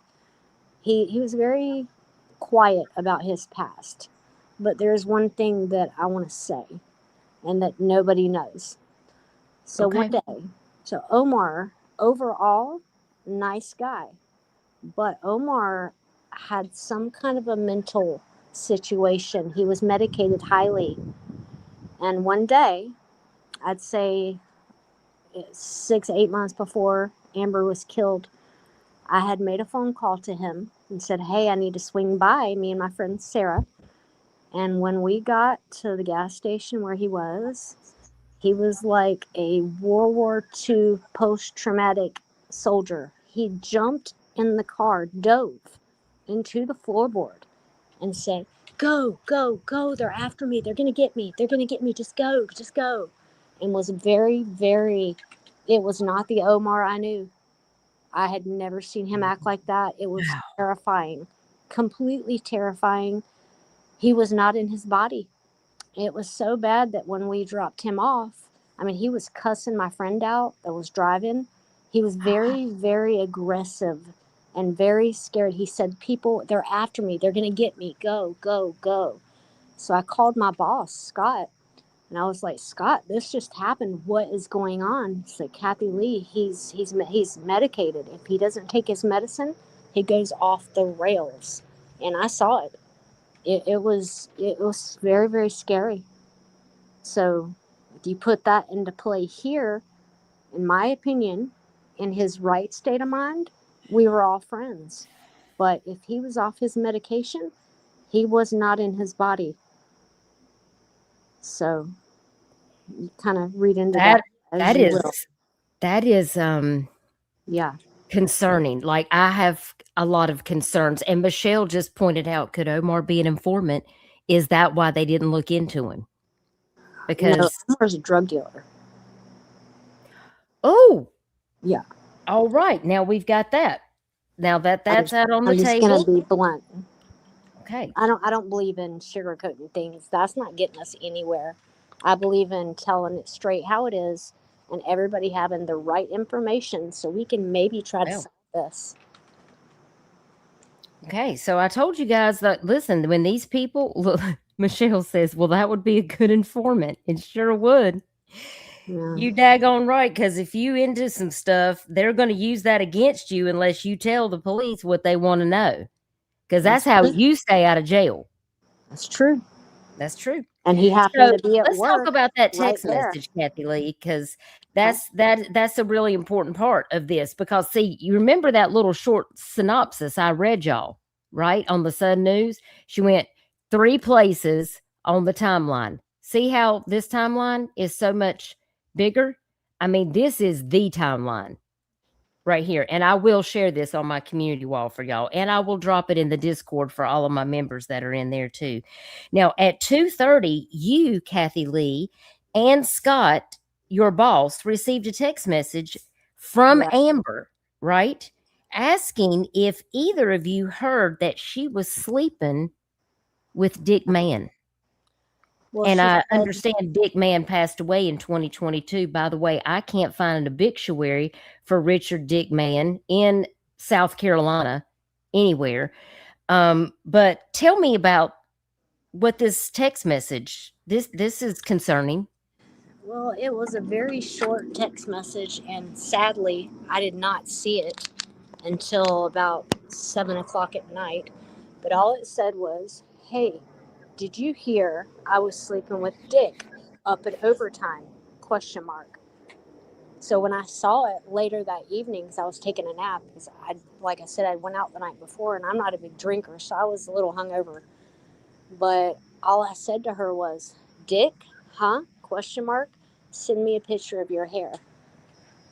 And she never answered me because she was gone by that point. But she Oh sent my the same gosh. text, not word for word, because I didn't know until the cops asked me about it.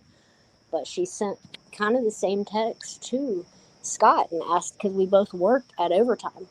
So she was like, "Have you heard? Did you hear I was sleeping with Dick up at overtime?" I didn't even know what that meant until I spoke to Scott. And he said, "Yeah, Dick Mann. That's the old guy, the regular that always sits at the bar." And I was like, "Oh." And that was it. Wow. You Yeah. don't think that was true though, right? Uh, yes, I do. You think Sadly, it is true? it is confirmed. Sadly. What? Yeah. I, Kathy. I know.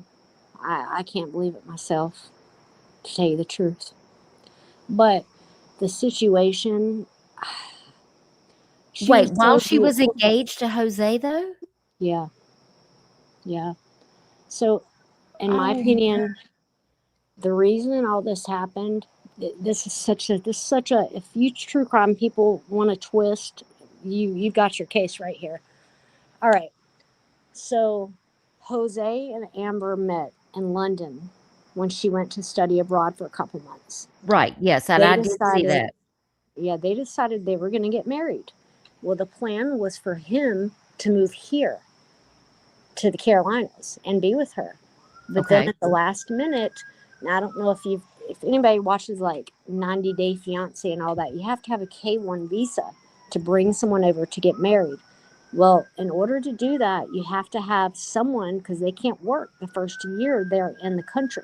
So someone has to sign off that they will make sure that they're taken care of. So her father, Peter, had told her yes, but then at the last minute said no. So that was Oh. 2 months before she was supposed to get married and he was supposed to come here. So I think that threw Amber into a tailspin of, I've got to do anything I have to do to get the money together to move over there. And I think that it's more, I mean, I don't, there's a couple stories just like that one that, and I know it to be fact, and I hate that it's fact, but a friend of ours, me and I'll just say her name, Karen, we were the two that when Amber was murdered that just we asked everybody questions. We questioned everybody that was around us. Sorry about the sirens. And she actually confronted Dick Mann in private, and he admitted that it was true. So I know 100% it is true. And that there was other stories just the same of things she had done to get money. Um, I don't know if they're fact or not. I just know about Dick Mann. I know he did admit to it. So yes is your answer. She did. Y'all, this is a twist because I'm hearing things that I wasn't even told. So this There's is a so lot much more than more. I expected. Yeah, This really, there's there's about so 7 many twists. possibilities here when I think about what could be happening, because I know that after you guys received the text message at 3:15, when we were going back to our timeline, that is when supposedly Amber's neighbor that lived above her apartment said that she heard Amber yell, "What are you doing here?"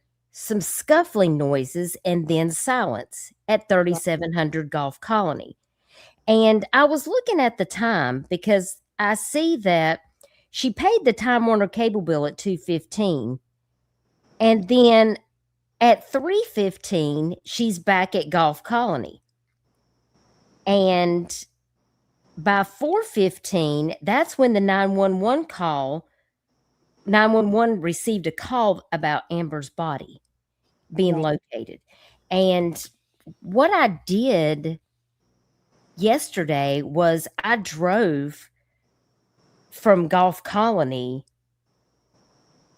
down to Old Sanders Road to see how long it would take me to get there. Yeah. And it took me about 20 minutes.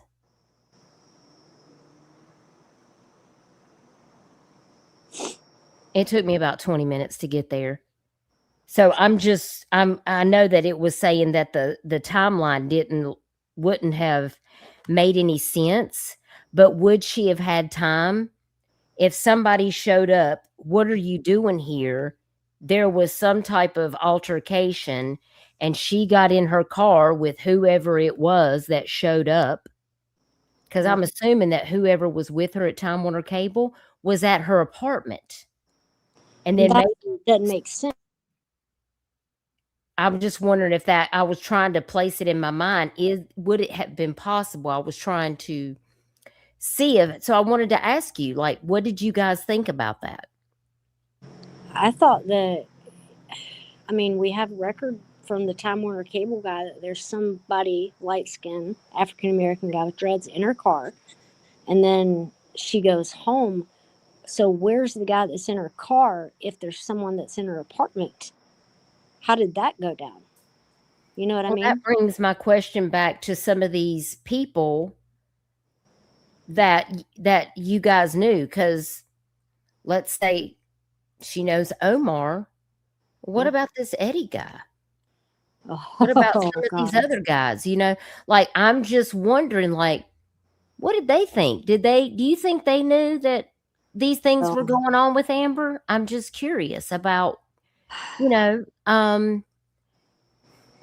makes me really sad because there's so many unanswered questions about what has actually happened to her, because and this is the precipice of, because after Donna told the police the following day, and because she had learned that Amber had been murdered, the police had told Donna that her timeline didn't match. Right. Because that call came in at 4:15.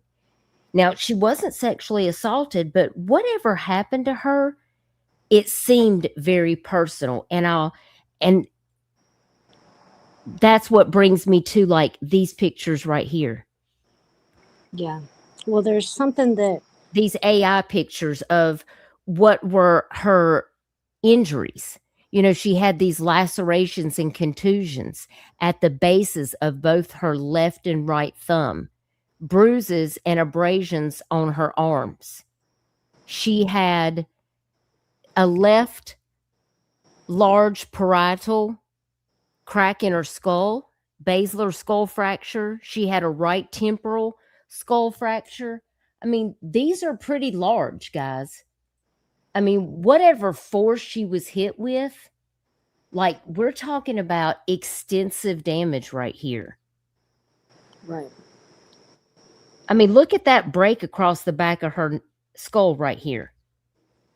I've never seen these before. These are some that Gina sent me that are AI views of what her fractures would look like. This is According, actually this is actually from the information that's on her autopsy, throwing it into AI. These are not from Amber's autopsy. I want to remember, but this is taking the information from her autopsy and generating what her injuries actually were off of that. so you can see this. Look at this right here. I mean, this seems really personal. Yeah. What was actually going on? There's one thing that I need to tell you. Those that- are definitely defensive wounds on her hands, Michelle. Absolutely. Go ahead, Kathy. So the guy Eddie, there's something that happened that you all need to know about, because this ties somehow, I don't know how, but this ties into this story. So the day after I found out, which we can talk about that on the future, how I found out and what happened that night, the night she was killed. So the very following day, I got a call, and it was from Eddie, and he told me to come over. He lived right oceanfront, about a mile from me. And remember, I knew Eddie because of Amber.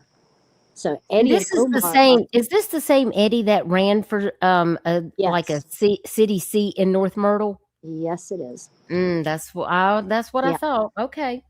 So there's something y'all have to know. This is very important. The morning after, he called me over to his house. I didn't think anything was wrong at this point. He hadn't said anything weird at this point, so I went over there.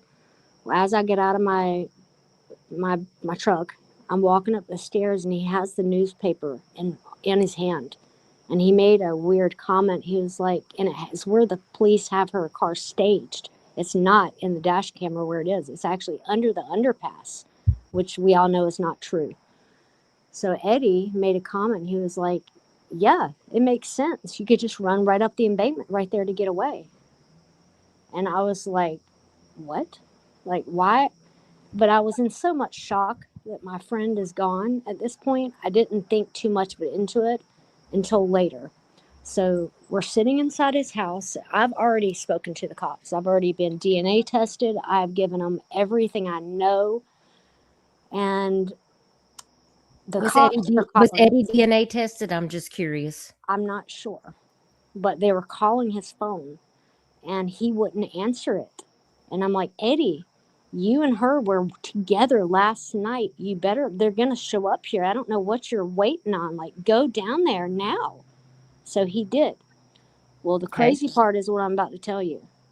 When he got done, I'm sitting at my house, and I'm a gun owner myself. So I was my friend's gone. I don't know how it happened.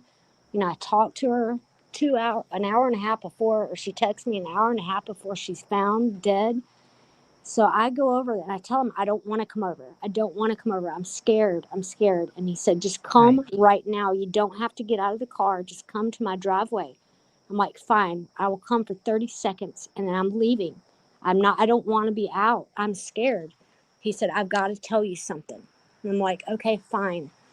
So I pull up, and you know how when somebody looks like they're like their wheels are turning as fast as they can turn in their head and they're panicking? That was how Eddie was acting. And the first thing he said to me was, they think I did it, Kathy Lee. They think I did it. And I looked at him and I said, you're her friend. That's stupid. Why would they think you did it? And he said, Kathy Lee, you don't understand. She wrote about me in her journal. We had something going on. And I said, what? What are you talking about? What journal are you talking about? He said, Kathy Lee, you just don't understand. We had something going on. And I think at that point, I lost my mind. And he said a couple more things, and they were scary. I can't recall exactly what he said, but basically I looked at him and I said, Eddie, are you trying to tell me something? And then I just put my car in reverse and screeched tires out of there. And I never spoke to him again. And when I left, within 2 minutes, I get a call from the detectives, and they're like, "What just happened?" I'm like, "What do you?" I said, "I'm glad you just called. I was about to call you." And he was like, "I know. We just watched you. They were watching me. They saw me at Eddie's house, and they said, 'What did he say to you?'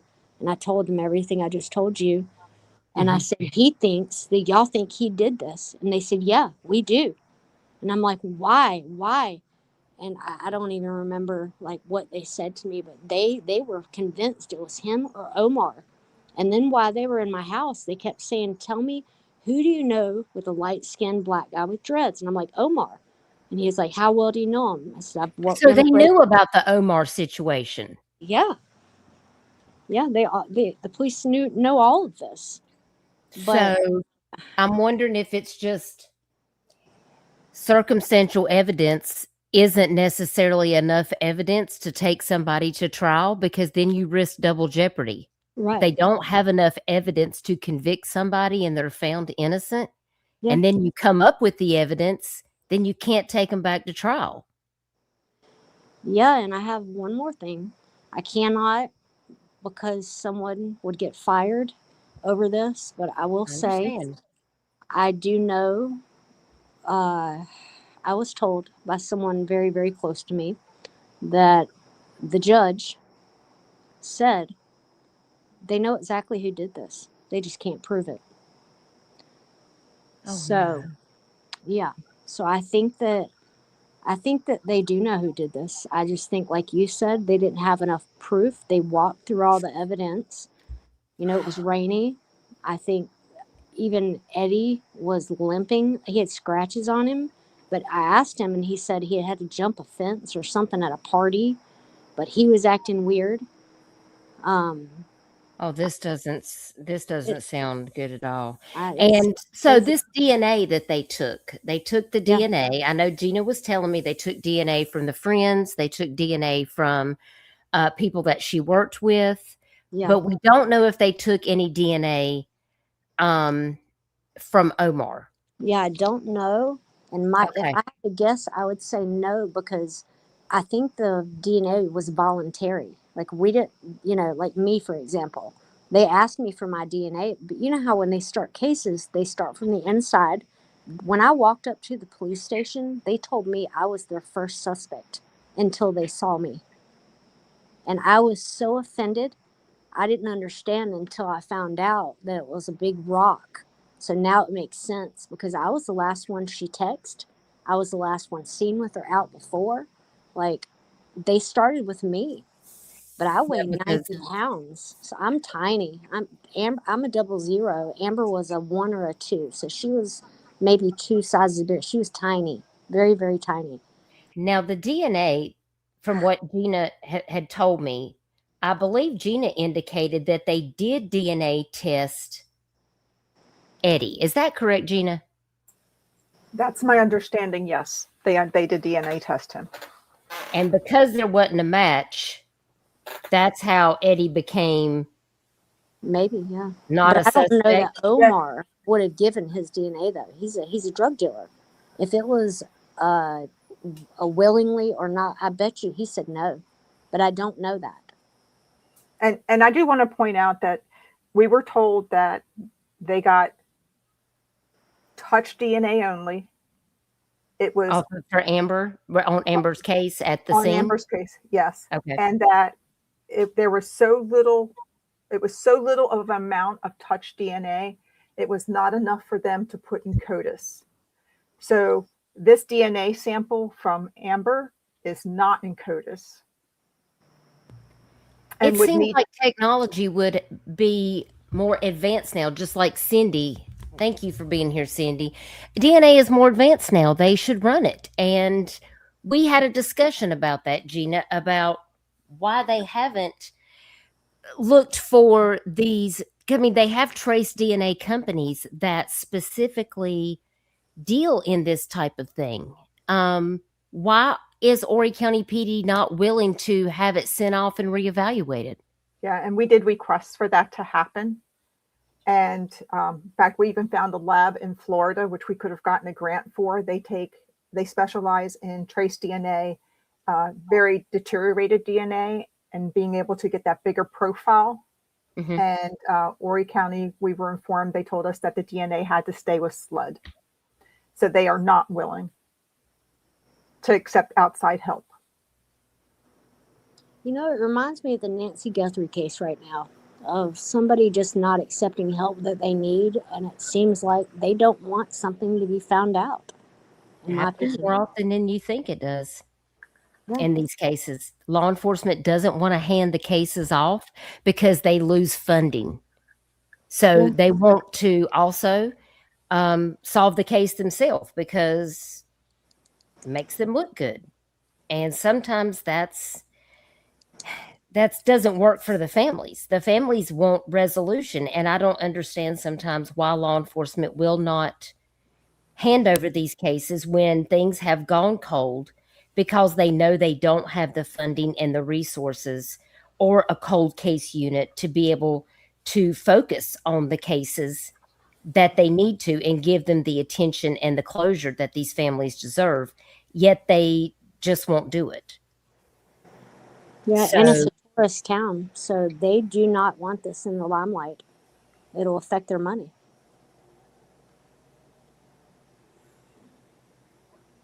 we really need to get that trace DNA. We need to figure out a way. I think the best thing to do, and Gina and I talked a little bit about this, is possibly reach out to an attorney. I'd like to really get together with Mark Tinsley because he knows all about the Horry County Police Department. He's dealt with it in Scott Spivey's case. And I'm going to do my best to reach out to some people who know him personally and see if I can get him to get back with Gina or you or Michelle to see how he can possibly help to push Amber's case forward and get her family the justice that she deserves. Because he'll be able to better help you. I'm not necessarily the person who can do that. I can get her story out here and give you a space to tell your story, but I want you guys to find true resolution. And Because that's where we're really aiming to get Amber's story out. The more people who know about her story, we're hoping someone will come forward with some evidence, some new evidence that hasn't been seen. You know, if Horry County really does know who murdered Amber, but just don't have enough evidence, we're really hoping someone will talk. You know, if you saw something, please talk and help us spread Amber's story. That's really what we're hoping for. So we really appreciate you allowing us to come on and absolutely. and really telling Amber's story. And I really wanted Kathy Lee. And I appreciate both of you, Gina and Kathy Lee, for taking the time to come here and tell us these very important things about Amber's life, who she was, and information about this case that the public didn't even know about. How would we know that there were things that going on behind the scenes that may have actually led up to this situation happening if it weren't for you giving her a voice? Because Amber doesn't have a voice. She can't come out here and speak for herself. And we're just asking people in the chat, if you're watching this on the replay, as you just heard, Kathy Lee and Gina are just wanting people to please share out this live stream. Please share out Amber's story. If you have any information, and you can remain anonymous, you can call Crime Stoppers of South Carolina at 1-888-CRIME-SC. That is 1-888-274-6372. You can also call the Horry County Police Department. I think that the mods have been also dropping that in chat as well. Please, if you know something, if you see something, say something. Amber's life matters. Her future has been taken away from her by somebody that seems like they had a vengeance. I mean, this homicide has gone on for 13 years. It will be 13 years on May the 3rd. of 2026. And according to Horry County Police, they have publicly not identified any suspects or witnesses. They have announced there are no major leads. The police say they're still appealing for tips and that detectives are continuing to handle the cold case, but we've heard it here first, guys, that it doesn't look like that the detectives are really doing anything, because in fact, when Gina called the police department, there were people who didn't even know that Amber Berbiglia was a case they were handling. Right. This And is still an open investigation, and authorities are urging anyone to come forward if you have any information. Yeah, and I just want to say that the police have told us we're waiting a year and a half, that they've resent Amber's phone out for forensics. We're waiting a year and a half. There's still no update on that. Well, I have also sent out my FOIA request, which here you can see my FOIA request, number 35087, that I sent out back at the 1st of March, and I still have not received any information back on that FOIA. And of course, you also sent out a FOIA, and transparency was denied to you. They refused to release you any information, Gina. Correct. And I also submitted another one on top of this. So I'm not giving up. You know, Amber wasn't perfect, but none of us are perfect. But she certainly didn't deserve to die Absolutely. the way she died. We're only human. We're only human. And nobody deserves this, regardless. Who are we to stand in judgment about anything going on in Amber's life? She was doing whatever she thought was best. She was making decisions. There obviously was a reason behind what she was doing.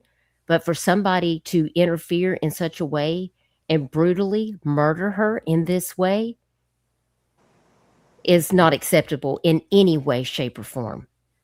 And here they're not willing to provide you chain of custody logs, any evidence intake, transfer records, lab submission tracking. There's no evidence that they have even done these things, because they won't even give you the information about it. Right. They won't even call me back. They just expect us to take their word for it. Well, it's 13 years. I need something a little bit more than just your word. Yeah. Absolutely. If Because you have a tip, we go don't ahead. know for sure that they're fighting for Amber. We don't know. They say they are, but we've gotten like absolutely no new information at all, and we're no closer to solving this. And I believe that Amber's murder is completely solvable. I believe it is too. I do too. And that's why we really got to push for getting this case transferred to someone who can help solve this case. And again, if you have a tip about what happened to Amber on May the 3rd of 2013 on Old Sanders Road under the Robert Edge Parkway Bridge, you can also leave a tip at 843-915-8477, and that is the tip line to Horry County Police Department.